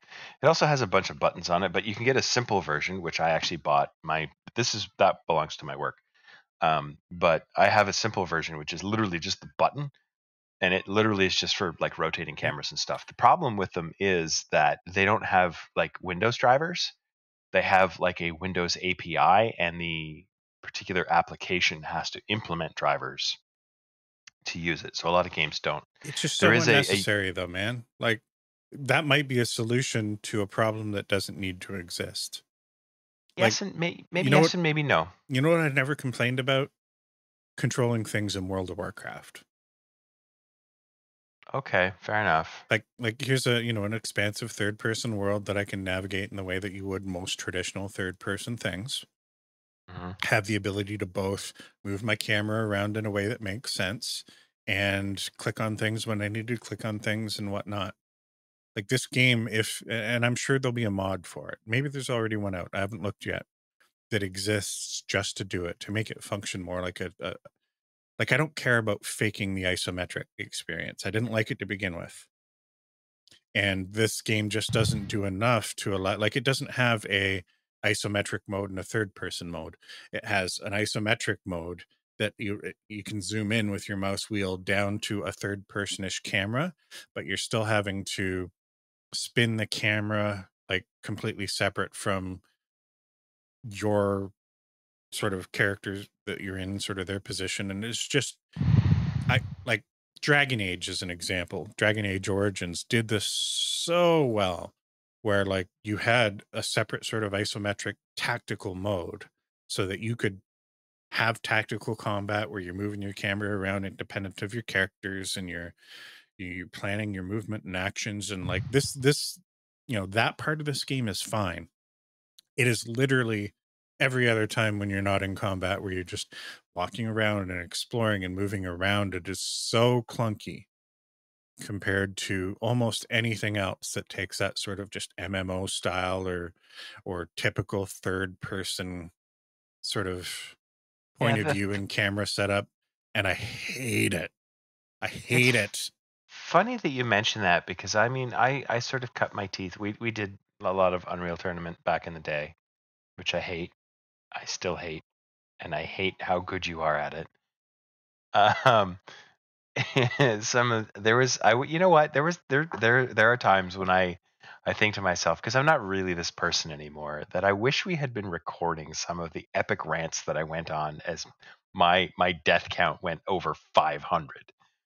Um, anyway, my point is that like we could sort of cut our teeth on those sort of first person like Doom and Duke Nukem and Unreal Tournament and that kind of stuff. And then a lot of third person sort of over the shoulder shooters came out, which I'm still not a giant fan of, but like I Mhm. really thought I would hate. And it turns out that I really don't. Like I don't mind them. Like we played a bunch of the Zombie Army trilogy Mhm. Sniper Elite stuff, which is all third person over the shoulder, and I kind of like it. It's nice. And World of Warcraft was the same. When I first started playing EverQuest, it was difficult to get into third person view, right? Because they really didn't think that you were going to want it. Mhm. Um, and then in later years, it was all like because they eventually fixed that, and it was always in third person view, and it was like zoom in a little to look under there, and then zoom out a lot to like explore areas. So there's lots of sort of examples of that having been done well. So it Mhm. frustrates me to say I have a friend. Hi John, if you're watching. I mean, I've sent him a link to the show like 5 times now. He sent me a question today to say like, "Hey, I've got Baldur's Gate 3. Are you going to download it and play with me?" And I'm like, "Yeah, budget doesn't really stretch to that right now." But he asked me like, "Should I play Baldur's Gate 1 and 2?" And I'm like, "Oh boy, that's complicated." Because the answer is you should probably watch someone else play Baldur's Gate 1 and 2 because the story is great. Everything about the game is great except trying to play it. And hearing that Baldur's Gate 3 has similar control scheme issues is kind of Yeah. disappointing. And maybe like a mod fixes it. There's nothing in the game settings I saw. Like this is how ridiculous it is. It's a full lush 3D world. Okay. It's not faux 3D. Like we're not talking Mhm. about, Baldur's Gate 1 here. Or Diablo 2. It's a 3D world. It gives you the ability to zoom down into a third person view. And you can hold your middle mouse button to spin your camera around, but not up and down. You can't look up, can't look down. You're turning the camera literally in one axis, Oh. and it's clunky. And with the default control setup, like even if I could have just moved it to right click so that I'm interacting with it in the same way you might interact with some other third person games, that'd probably be okay. But that's going to break so much other default functionality. Like, just let me go into third person view, have my view locked to my mouse position. If I need to click on something, I'll center it in my screen to click on it. Yeah, give me a reticle. Give me Cyberpunk 2077. I got to click on stuff there and it works. Right. And it is like it's the same studio that did Divinity, and I think they did it intending to recreate the experience of those older sort of isometric faux 3D games. But I think they've done it at the detriment to, you A know, modern audience. well, and hey, everybody's raving about the game. This is a me thing more than it is a Baldur's Gate 3 thing, I think. I think a lot of people are getting past it. But man, like it is an obstacle. Everything else about like I say, I've played a couple of hours now.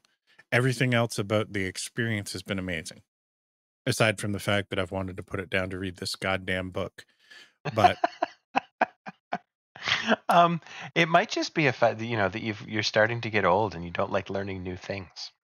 but it isn't a new thing. I didn't like learning it 30 years ago when it was old. Oh, that's fair. Yeah. You know? Yeah. Like there have been, and again, it's that fine line of like, what are you trying to do? Are you trying to create Baldur's Gate 1, 2 in a new way, or that style of game, the old sort of American or Western CRPG experience? Like BioWare, for an example, their own spiritual successor to that kind of stuff, Dragon Age Origins, didn't do that. I love Dragon Age Origins. Knights of the Old Republic 2 was because it was based on the Neverwinter Nights 2 engine, I think. No, KOTOR would have been before Neverwinter Nights 2. Or I'm maybe it pretty was the sure. Neverwinter Nights. Either way, it was one of the Neverwinter Yeah. Nights was like it was based on or like the same engine. Yeah. And I remember it being significantly different because in one of the things about I can't remember whether it was the original Neverwinter Nights or the Neverwinter Nights 2 that like really took me out of it was that you couldn't you couldn't lock into a 3D an isometric view, right? Because I don't mind the isometric overhead. Like I played a bunch of Diablo 3 and I kind of enjoy it. I mean I still love Diablo 2, which is just pathetic. Um, but like that doesn't bother me. But the idea that like you can't okay, this is the view that I'm going to have. Like either give me I float behind my character, right, and I Hmm. can look up and down as you're describing, like that sort of wow interaction experience. Or lock me into a 3D isometric. Don't give me 3D isometric and then I've got to change to this camera style where I can pan and move, tactical, or like give me two depending on what situation I'm in. But when you do it that way, you have to be tactical about the placement of the stuff so that it is visible in an isometric view, so that Yeah, it's not hidden behind a wall that you're counting on a person rotating the camera to see. yeah, Now, what I will say is it's not as clunky as, man, I can't remember what games they were. There were a few games, maybe it was the original Divinity. There's a few games that I've played recently that had that sort of isometric thing, but also had shortcut keys, which essentially just rotated the camera 90 degrees. yep. And The Fallout 2 had that, I think. okay, there's been a few games, and I can't remember which one immediately that it stuck out as being like this is horrible. But having experienced the alternative where I'm dragging things around and I don't have full freedom of movement Yeah. with the middle mouse button to spin the camera, and it's one of those games where like ASDF or the arrow keys will, Mm, especially like in a tactical view, and I imagine it's been the same in a lot of things. It moves the camera around almost like playing Age of Empires and scrolling, to the edges of yes. the screen would. It doesn't move it with respect to your fixed point of view, your character. It just moves the point of view floating over the map. So then you have to like double click on your character portrait to lock the camera back on them. And then if you're Yes. spinning your mouse around, then you're kind of panning back and forth based on their perspective. Yeah. It's a tough thing to switch. I find I have this problem when I'm looking at like Street View and Google Maps, right? Where like you can hold down the button and rotate to look at places, but it's exactly opposite to every other thing that you rotate the camera for, and that drives me bonkers. But I mean, again, it's a me thing. So uh, maybe you'll learn to love it. Maybe somebody will mod it. We'll see. Have you been playing anything past couple weeks? I haven't. You know what? I've been thinking that I want to log back into Cyberpunk, and there's a bunch of stuff that I want to look at and play. And with unpacking and stuff, I mean, at the end of the day, I sit down and we watch TV for a half an hour, and I go, I should go play a video game, and then I just think maybe I'll just go to bed. So no, reading books has actually been really nice because it means that I can like lay in bed and fall asleep with a book in my hands. Yeah. Very nice. I wanted to do a bit of an update on my D&D games, but I think given that we're an hour 40 in, I'll hold off until next week to do that. We've made some significant sort of progress in my Tuesday night game campaign wise, and I just wanted to touch on it. I know that some of the peeps listening have been kind of keeping pace with what's been going on in my games, and I really haven't talked about it in forever. So, but we'll save that for next week, and we'll move into some pod bag stuff.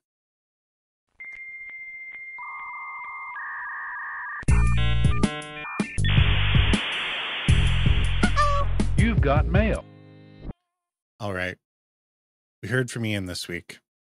Shocker. uh, And he has some questions for us. Some of them are following up questions from last week.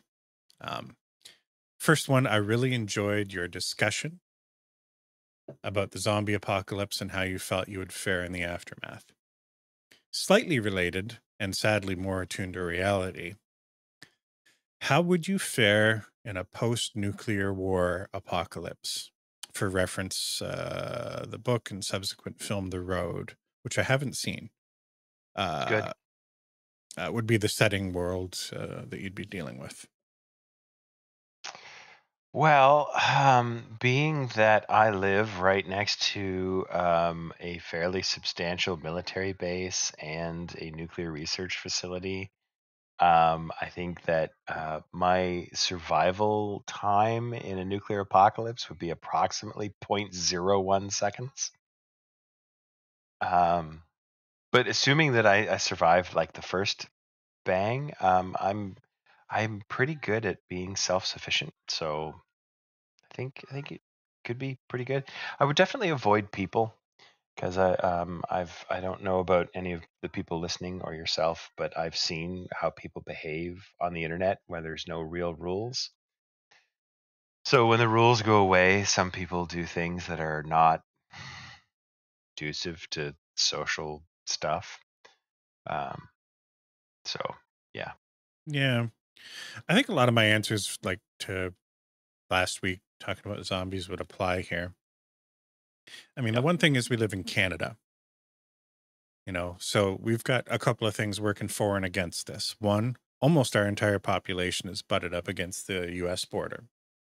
So like if the, you know, bombs just were to drop now and they wanted to, let's say we're talking in the tens of megatons here, and they were targeting a significant number of US cities. The reality is that like a big part of our population probably would be done right away. very very quickly. Now, if we had warning, if it was like an escalating conflict where it's like, ooh, this is going to become a shooting war, we also have a country that is mostly empty. So it would be Mhm. fairly easy for the population to just scatter, just into the woods and scatter. And, you know, uh, that would mean a couple things for us. That would mean one, we would have pretty ready access to water supply because pretty much everything sort of, at least here, moves north to south. So if we had contaminated the Great Lakes and the St. Lawrence Seaway, for example, like we would have access to enough freshish water from glacial melt and things up north that like our day-to-day shit should be okay, barring like severe fallout conditions. Um, Obviously access to medicine and things like that would be a challenge, but I think like if we could move past that into just, surviving, like Yep. surviving out in the wilderness on my own, I'd actually probably do pretty okay at that. I had and Ian knows this, funny enough. I had this whole plan and I prototyped a product for preppers. Bug out bag. It was the whole setup was basically going to be, the in the age without, access to the internet, with no info, all of that shit, the man with all the information is king. And essentially it was like a Raspberry Pi and an e-ink kind of screen, uh, built-in batteries, solar charger on the outside of a case that had like a really fake, like it was bullshit. Like it was not functional in the way that it was going to be, but it was like chicken wire wrapped case essentially to build a Faraday cage. It was meant to just, I never Yeah. actually sold it, but it was supposed to be directed at preppers and their ilk, that was going to have like, Wikipedia, like you can download. I was just about to say, I Yep. found out today you can download Wikipedia. Yeah. Not only can you download it, they encourage you to download Yep. it. You can download the contents of Wikipedia. It would have been like scraped articles from like WikiHow and stuff like that, all available in this completely offline, hardened, military protected Faraday cage, EM proof. Ah.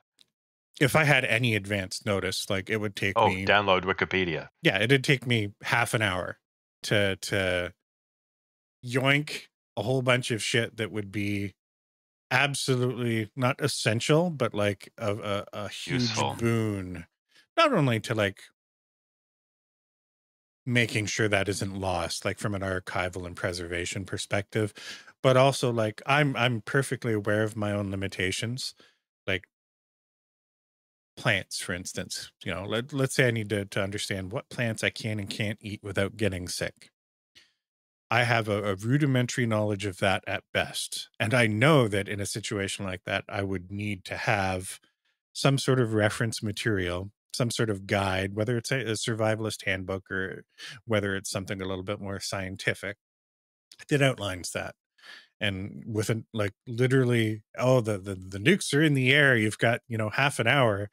I would have that information packaged up and in a spot where I would have everything I need to access that information and have it available to me. So I think I would do okay in that regard. Yeah. Um, yeah, there would be Reference challenges Miracle again. Mile again. Yeah. There would be challenges with, like I say, my wife requires a bunch of different medications for a bunch of different things that like I would probably have to knock off a few drugstores or something just to make sure that we had ample supply of that stuff. Um, but focusing on everything else, I think I'd do okay. Yeah, the I think that the thing that gets sort of lost when, especially when, nerdy people think about these kinds of things, is that we forget the people around us and how much we rely on them Hmm.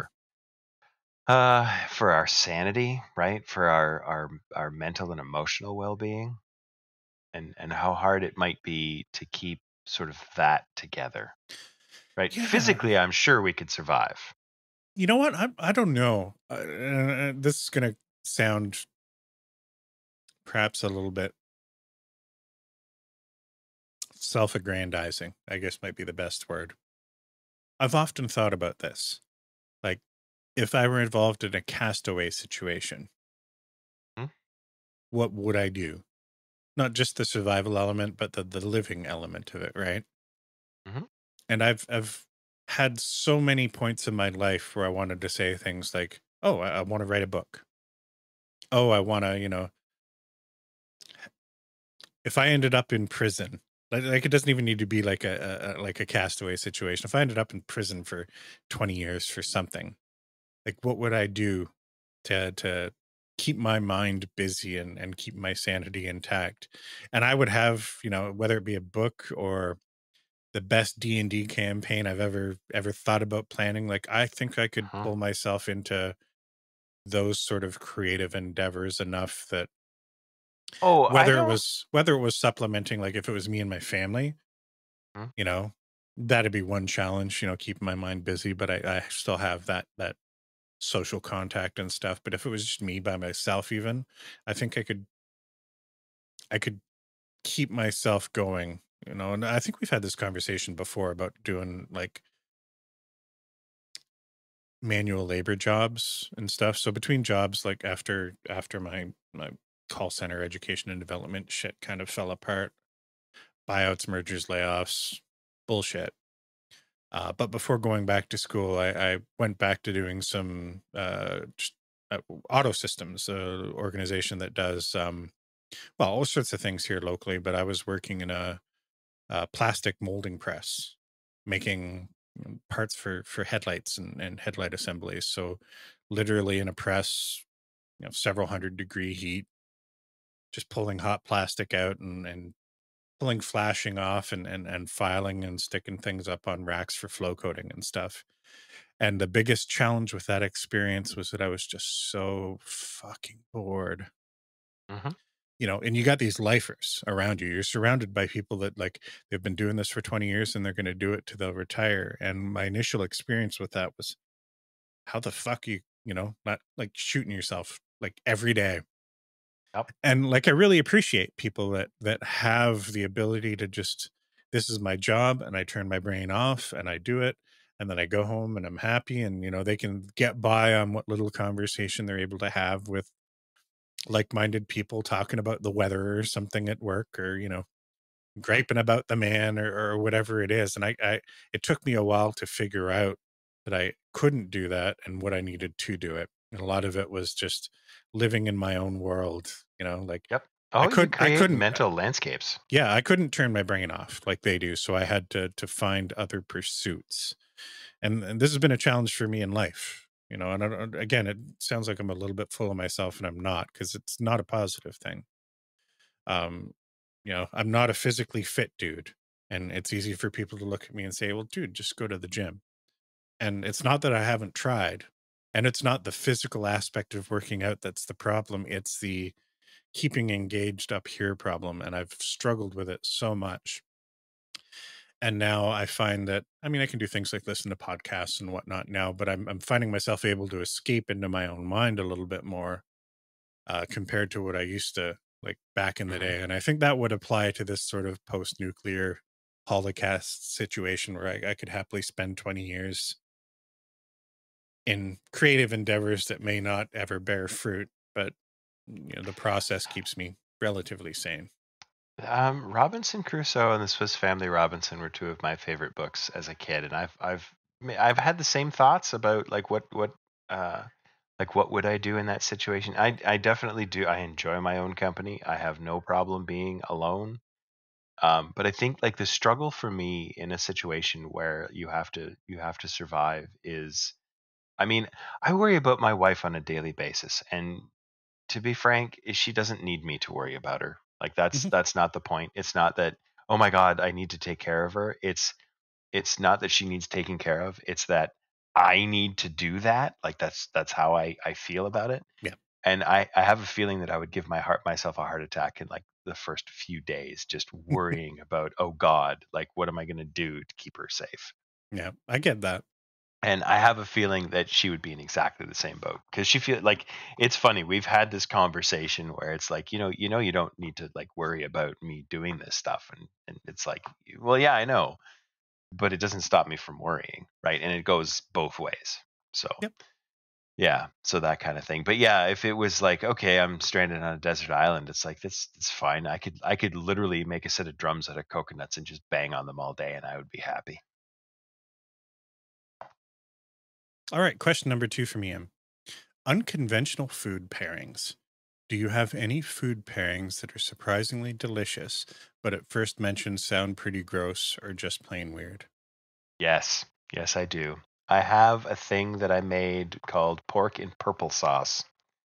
And yep, yeah, exactly. And that's the reaction I get every time. And if you close your eyes, it's delicious. But if you look at it, it just looks weird.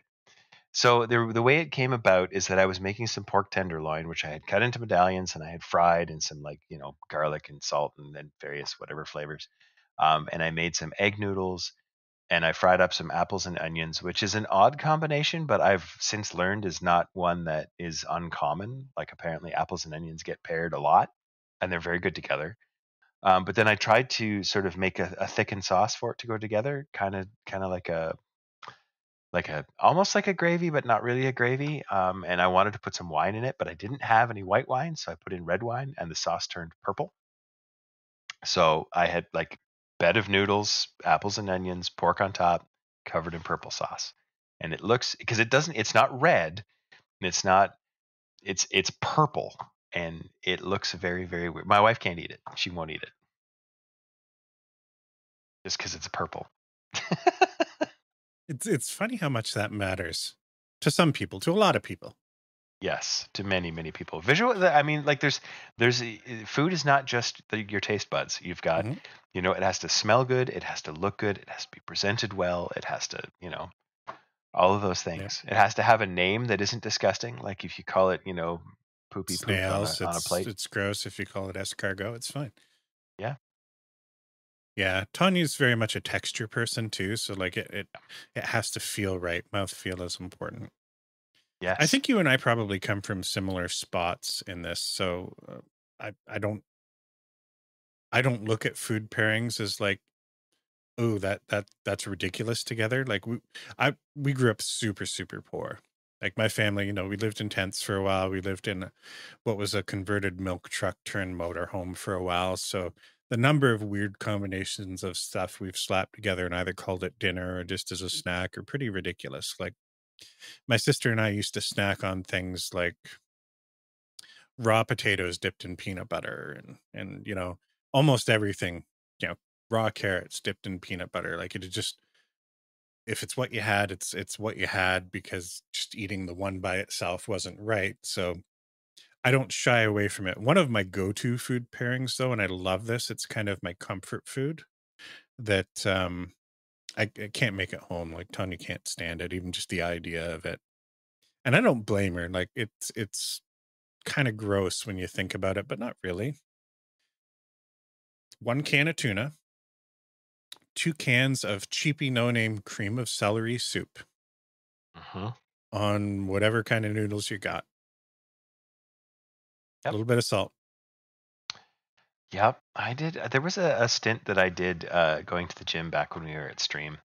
Um, that I was trying really hard to cut my body fat. I ate a Mhm. lot of tuna in some really strange places. Yeah, I did that too. Like just drain salt and pepper right in the tuna can with a fork kind Yep. of thing. Yep. Yeah, you don't have to do a lot of prep. The other thing that I discovered that is a little bit weird is that I would, and part of it was just I was lazy and I never made my lunch, is I would bring a potato to work and then I would just sort of like poke holes in it, get it a little bit wet, wrap it in paper towel, microwave it, cut it in half, cover it in relish, which if you're in the United States, you probably haven't experienced relish. It's basically sweet pickle chutney. They It's don't actually they an don't have the Indian relish food. in the States? I think in the northern states they do. There are some. I mean, hey, if you're in the states and you're listening, just leave a comment in the wherever you're at, and we'll or send us an email. Let us know if you have relish. But I've I heard that I I've honestly talked to people. I don't put relish on a lot of stuff, but I honestly didn't know that that was like not a just It's a normal thing like ketchup.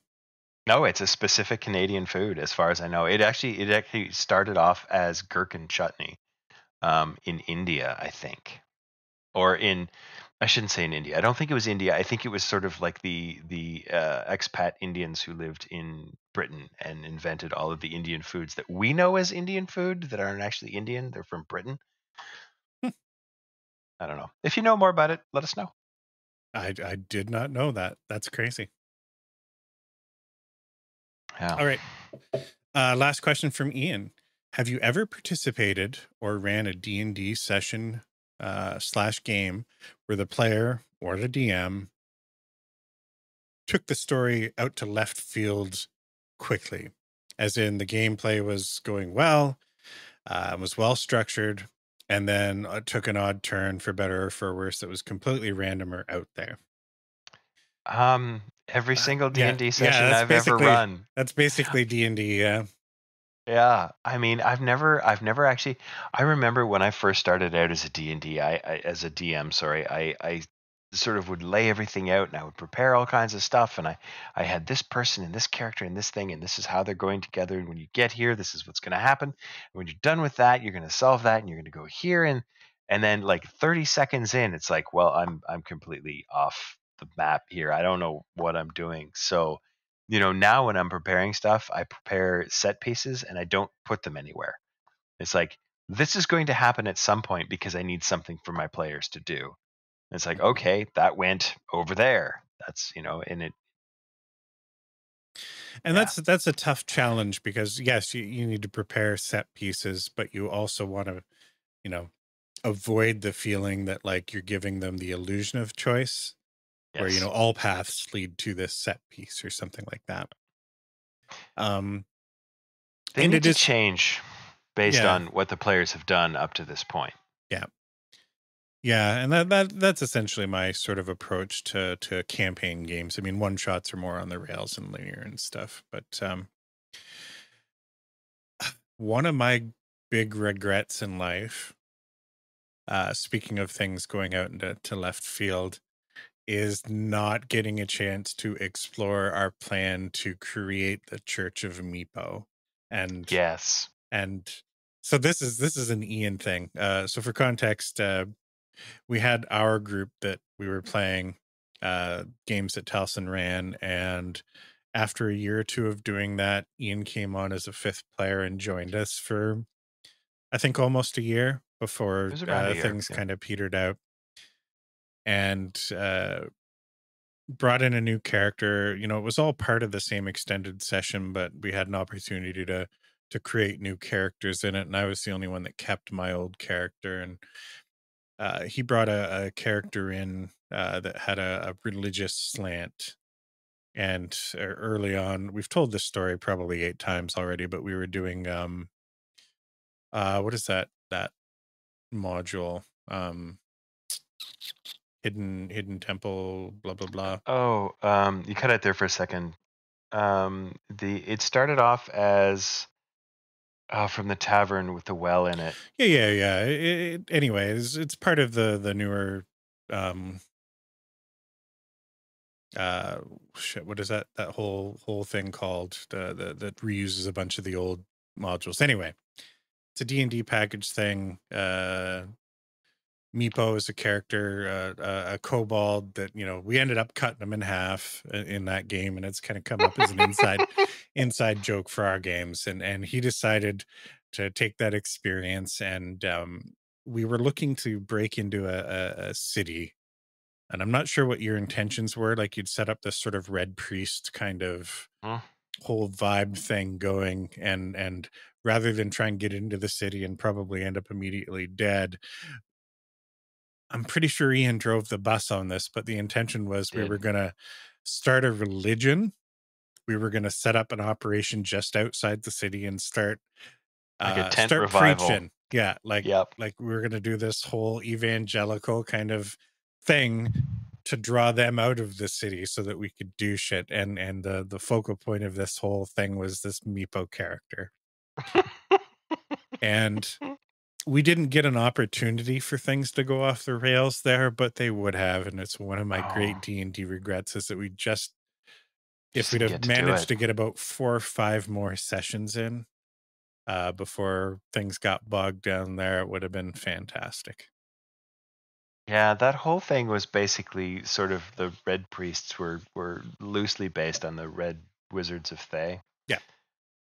It's supposed to evoke those same sort of thoughts, but it was a little bit different. So it was basically the society was run by these red priests, and there was I forget what I called the guy, but it was based on sort of the Western idea of what sort of um, Arabian's not the right word, but like what the Persian sort of political system would have been like. Hmm. And there was, like the Shah or whatever was in charge, but the red priests were definitely, driving driving all of that.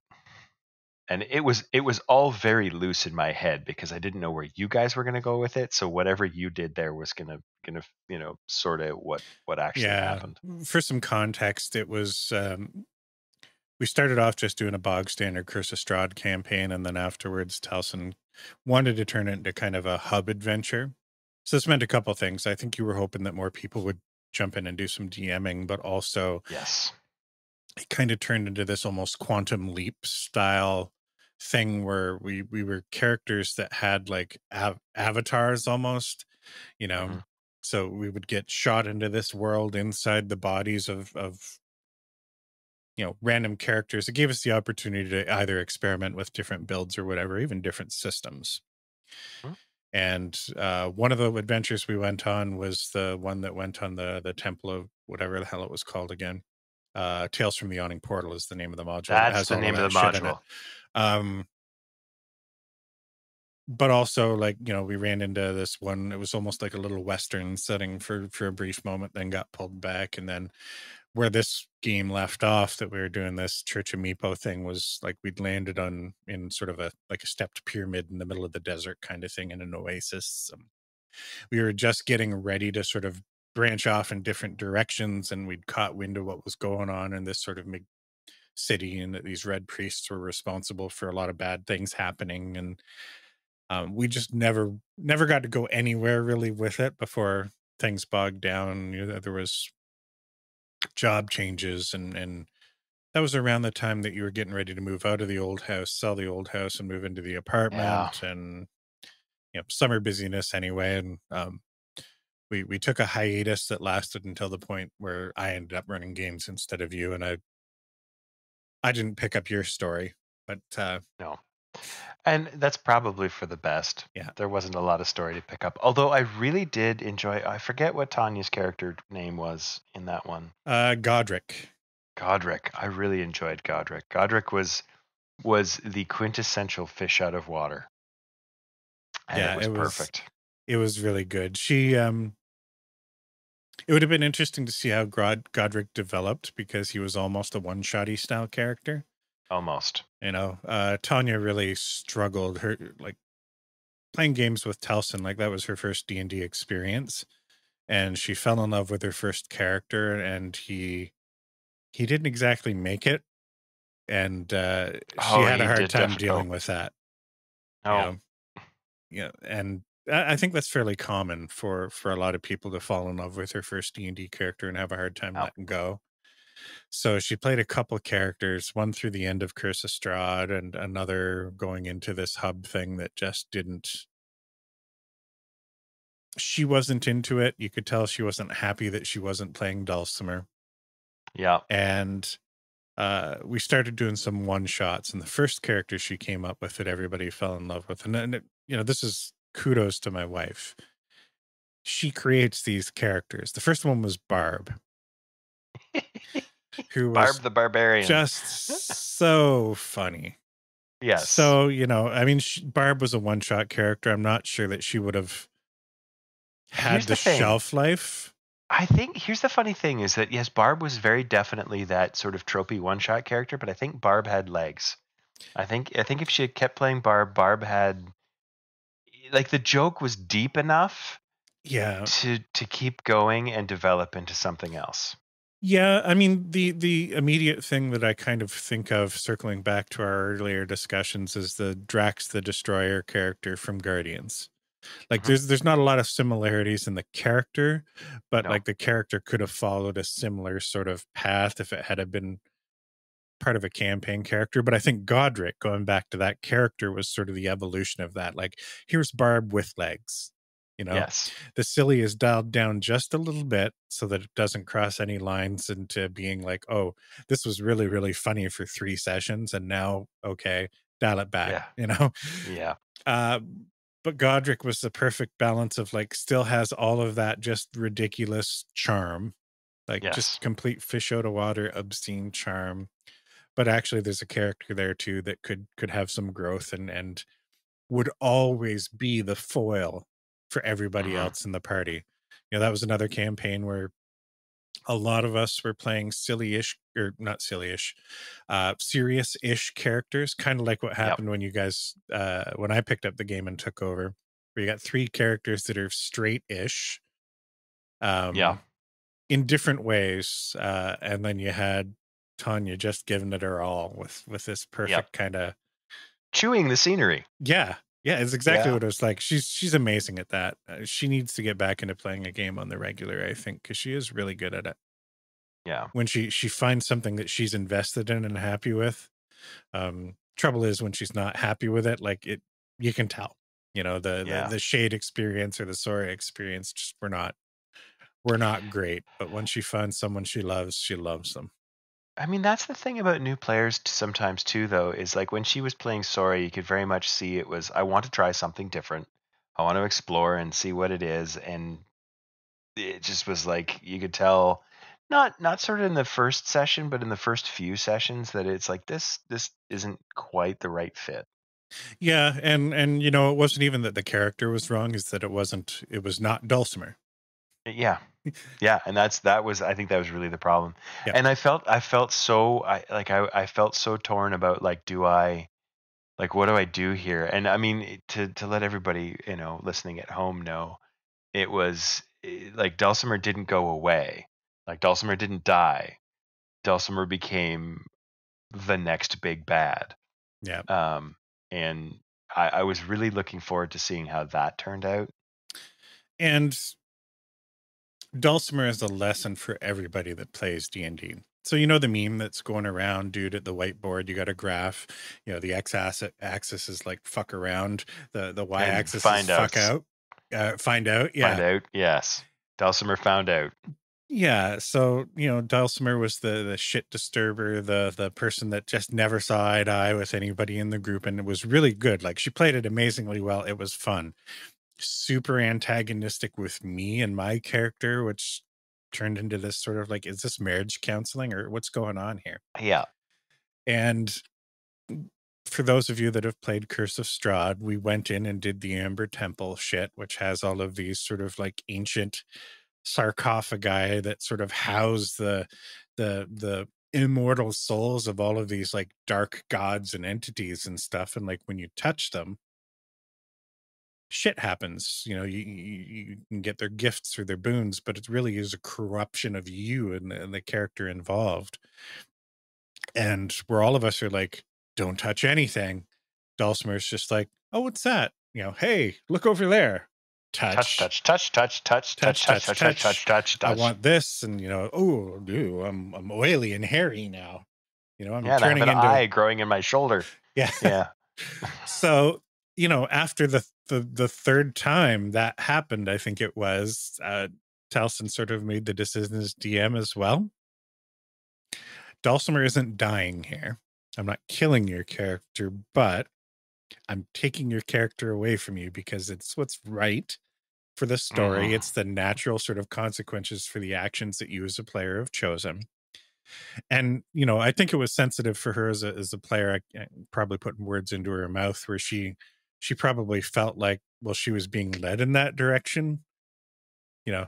So Yeah. that it felt like she was kind of trapped in this situation that led to her character taken away. And I'm not saying either or is right, but where maybe a more experienced D&D player would be like, okay, that didn't go exactly how I wanted, but I've got 17 new characters already sitting there just waiting for an excuse to play them, and I'm gonna grab another one. She hadn't there was no getting over Dulcimer while playing the next couple characters, and it you could tell. It's a harsh lesson every time. Yep. It's yeah, like it's really. I remember, like, I mean, I've been playing Dungeons and Dragons now for God, almost 30 years, more than 30 years, and I still remember my first character. Her name was Karak, Karrak, because of course hard K's are 100% fantasy, Fantasy right? as hell. Yep. And there was something that went a little bit wonky with the dice rolls. I mean, I had like two 18s and two 16s, which he was ridiculously OP. Use Um, Quoth. yeah, pretty much, except charisma was my dump stat. Mm. Uh, but I still remember, like, I came back when I moved up here. I started playing D&D with some friends that I've been playing with. Some of them I've been playing with forever, and some of them were like new friends that I had met. And like, I had a paladin who was a halfling, and I was like lawful good, and I was like, oh, are you really sure we should be doing that, right? And that kind of trope. And after playing for 3 or 4 months, I got killed by Cone of Cold, and it still hit me with that. Oh, but I really liked this character, and I'm like, how do I react? Like, I have to behave like an adult. Like, I can't flip the table over and storm out, but I really want to, right? And I'm like, and the DM basically, like, like, this is what happens, right? And that's that group that I play with, that is very much about like, what are the rules, and it's a tactical game. Mm-hmm. Right. And I mean, they also bring role playing to it. Like, I don't want to suggest that they don't. They do. They're just more focused on, like, this is Yeah. like, it's a tactical game. And like, I was bringing a lot of role playing into it, and I was really attached to this character and how much of a foil it was to the rest of the party. And it just, like, it kicked the bottom out of my world, man. I'm like, oh man, like 30 years later, like, thousands of characters, And for those thousands of of you that characters. don't play D&D or tabletop games, like, the relationship between a player and a character is almost like the relationship between like you and your own child, or you and this identity of yourself that you have. you know Yeah. you You nurture pour this your thing, heart you and pour soul your into heart it. into it. Yeah, you do. And it is really a unless it's a meme character, like, for a one Yeah. shot or something, like something that is designed for a campaign that you go in, like, I'm going to play this thing for the next 6 years, Yeah. and you Yeah. take it seriously. And it's important that, like, I know a lot of DMs will, this turned into table talk. We skipped table talk, but it turned into it. A lot of DMs will have almost antagonistic approaches to their players, where it's like, well, my part of the game that I get to play is I get to try and kill you all. That's not the right approach, but you you still need to have that sense of risk, There have to be consequences. that Otherwise, there's no point. right. So, I look at a situation like the Dulcimer situation, where it's like, okay, ignoring what's exactly happening in character, what there is here is there's a character that's testing the limits. And Yes. as a DM, you have to be like, there are consequences, so that everybody else at the table, including that player with a different character, understands that, your life is on the line. Your character's life is on the line. Yep. And um I've had some up and down. I'm not going to get into specifics, but I've had some up and downs with some of my players that um have run into some tension where things didn't go a certain way, where it's like they wanted to do something, and the rest of the party wanted to do something different. And often it has been in those situations where, like, we're dealing with high tension moments, like, an escape, a daring escape, the skin of our teeth, we're barely getting out alive kind of thing, where some of my characters have wanted to, like, do something that interrupted that tension for their character, which would have lessened that experience and taken all of that other emotional sort of stuff around that particular moment away from the other characters. And we've been upset that we haven't, literally hit the pause button and done this other thing, which really didn't make a lot of sense in that particular moment. And I've had to explain to those players that, no, it wasn't that they, the other people at the table weren't listening to you. It wasn't that I, as DM, weren't listening to you. It's that we were in the middle of a thing, and it was the right thing at the right time, and interrupting that to do something else just wouldn't have fit. We can come back to whatever that is. But, I think it's important context too for anyone listening who's played through the Curse of Strahd that we played all the way through the Curse of Strahd with only 2 character deaths. Like that's technically only one. Oh, that's true too. Yeah, One was technically early. only one. Squigs was early. Yeah. Oh, and that was funny because it was completely random. Like, it was in the middle of a combat situation. We were at the what's the name of the druid little thing? I forget. Just not too far away from the winery, anyway. Yeah. And there's this whole sort of scene with this, like, Wicker Man style thing and whatnot. And Dulcimer combat was happening. Dulcimer and Squig just charging up the ran hill in on the elk. And or the horse or whatever. No it was. problem. The rest of us are behind on foot, so we couldn't even get there and help. They get engaged in combat, and Squigs goes down. Dulcimer ends up going down too afterwards, but you had Strahd, because there was a character sort of connection there with what you did with Strahd's story, kind of keeping Dulcimer alive, carrying him out. But it came down to death saves for Squigs, and he rolled a 1. He rolled a 1. Because it was one round away from you could get out of this, and he rolled a 1. Yeah, like, the rest of us were, I think at that point in time, we'd closed the gap to the point where we were about 40 feet away, just in time to see him roll the 1. It was funny. So I'll have to post it up or something, but I did this whole Grand Theft Auto style kind of wasted thing when it happened, where I took the video because I was recording those sessions. He rolled the number 1, and just everybody's reaction was perfect, because it was just like 1 1 1. I was like, oh no, and then everybody went quiet, and then you went, yep.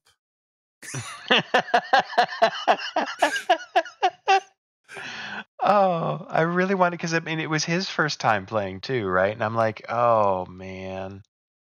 I And it's felt one of those things too where we were playing in like Roll20 at the time, right? So it was automated. It was yeah, a visible roll, so you couldn't fudge it. You couldn't be like, oh, well, it says you're dead, but actually you're not. Like it was you got like to respect you're the roll, and the roll happened for a reason. And yeah. I oh, mean, the Plo character that he brought in afterwards was pretty cool, though. oh, he was great. But that was also part of like the dark downturn of Dulcimer, because that they had this little buddy cop team thing happening, and one of the Yep. buddies died, Yeah, and Dulcimer yeah, never got over it. yeah. There's an awful lot of interesting story stuff that just happened in that campaign that was like I almost had nothing to do with. I was just there, sort of going, here's a road, and you guys are walking down it. That's D&D. That is. So going back to your question, Ian, a time when things took an odd turn, like if D&D is happening right, almost every session. Oh, at least once. Yep. If you're on rails and things are going in the expected direction, then you're probably doing it wrong. It's more fun, definitely, as soon as the rails break and you're off into the field doing whatever. Yep. It's harder. It's definitely harder as a DM when that happens, but if you can handle it, it's awesome. Well, Ian, thanks for sending your questions in. Anybody else, if you want to send your questions in, reach out to us by email, podbag@nerdingundertheinfluence.com. Say howdy. We'd be happy to hear from you. You want to wrap things up? Sure, let's do that. And I show you how deep the rabbit hole goes. Anybody want a peanut? Well, it's time to wrap up the show as we always do with parting gifts. Talsum, do you have any nuggets of wisdom, any delicious goodies that you would like to leave our listeners with? Yeah. I think I mentioned last week that I'd really like to do something that was like good news stuff. So there's a show that I've been watching on TV, and I might have mentioned it last week. I can't I remember think you did, because I'm yeah. old and my memory is bad. But we've been watching the show called Car SOS, and I basically cry at the end of every show because they find somebody who has a car that's basically moldering away in the garage, and their family or whatever writes in and says, hey, my mom or my dad or my grandma or my grandpa or whatever has this classic car that they wanted to do a restoration on it, but then, they had 14 heart attacks and they can't do it anymore. Can you come and fix it? And they come and fix it. And it's awesome. So that's my good news thing for the day. I would also like to say that I've forgotten about this game a bunch of times, but I played Just Cause 4. Have you ever played any of the Just Cause No. games? I I own mean, one of them, I think. But yeah, the story is It's Rambo dude goes and like overthrows a third world country somewhere. But the controls are fantastic. You have like a little jetpacky thing, like you do a wingsuit thing, so you can jump off a cliff into your wingsuit, and then you have a parachute that you can deploy and retract, which is really weird, right? And then you have like this grappling hook thing that comes out of your wrist, so you can like sort of wingsuit down to something, deploy your parachute, shoot your grappling hook, pull yourself up the cliff, pull your parachute again, and get up higher. And it's fun to swing around. It makes you feel a little bit like Spider-Man. So it's cool. You should try it. I have a question for you, Talsum. Shoot. When or how did meatloaf become that gross thing that your grandma made that nobody liked to eat? I've never I understood this. My parting gift to y'all is meatloaf, the food, not the musician / personality or whatever. I don't know. It became a trope. It's a little bit like fruitcake, right? Like I don't know how you feel about fruitcake. I love fruitcake. I'm If fine it's with the fruitcake that isn't too. Um, I'm not even sure what it is in it, whether it's the currants or something. There's one thing in a lot of fruit yeah, cakes that I'm not a huge fan of, but it doesn't ruin fruitcake for me in general. yeah. Fruitcake is always better when you put more rum in it. Hmm. Meatloaf, I think it was because it was in that same sort of misogynist comedic tradition of, let me tell you how bad my wife is and how much I hate being married, right? Which, I mean, I bought into for a really long time until somebody pointed out to me how stupid it was, and I'm like, oh yeah, you know, it's just Yeah. like those jokes aren't funny. And I think meatloaf falls in the same category because I make meatloaf and I love it. It's great. I Yeah. have I have a I have a tip for you about meatloaf. If you mix in some Renee's Caesar salad dressing into the hamburger, and you put partially cooked, thinly sliced potatoes underneath, they will absorb some of the flavor and the fat, and they almost fry up. So you end up with like a meatloaf on top of fried potatoes. Yeah. We don't do that now. I know meatloaf is almost a category of food rather than a specific food.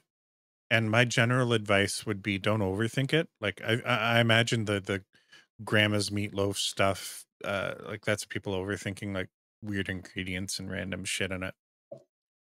Keep it simple.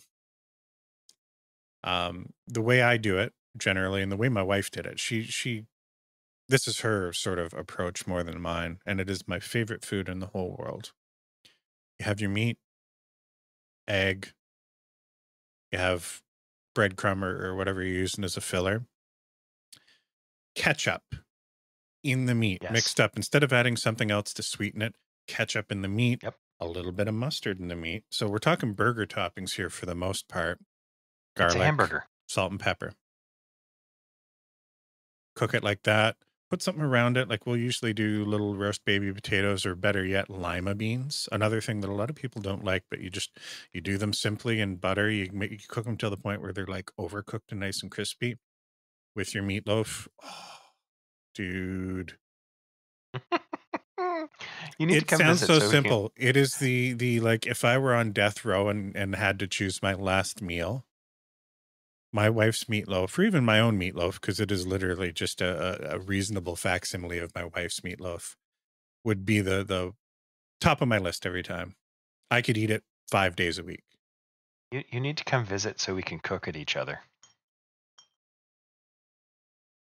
Yeah. But yeah, I mean that sounds delicious. I would say that a little bit of ketchup on top and you finish it under the broiler so that the ketchup Hmm. almost burns. We put It's it on just top, but you perfect. mix it in with the meat too, because it adds just a little bit of sweetness without adding a lot of sugar.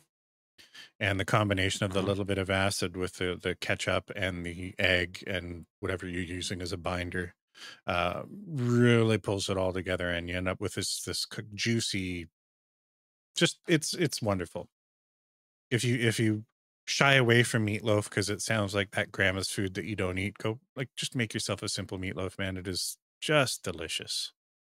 And the simplest way to make it is make yourself a hamburger patty, form it into a loaf, put it in a pan. That's meatloaf. Well, that was a good show. Thank you all for listening. Hey, it's been good talking to you too, man. We'll have to Yeah, do it again indeed. sometime. We should probably do this like on a weekly basis or something. All right. We'll try that. We'll see how far it goes.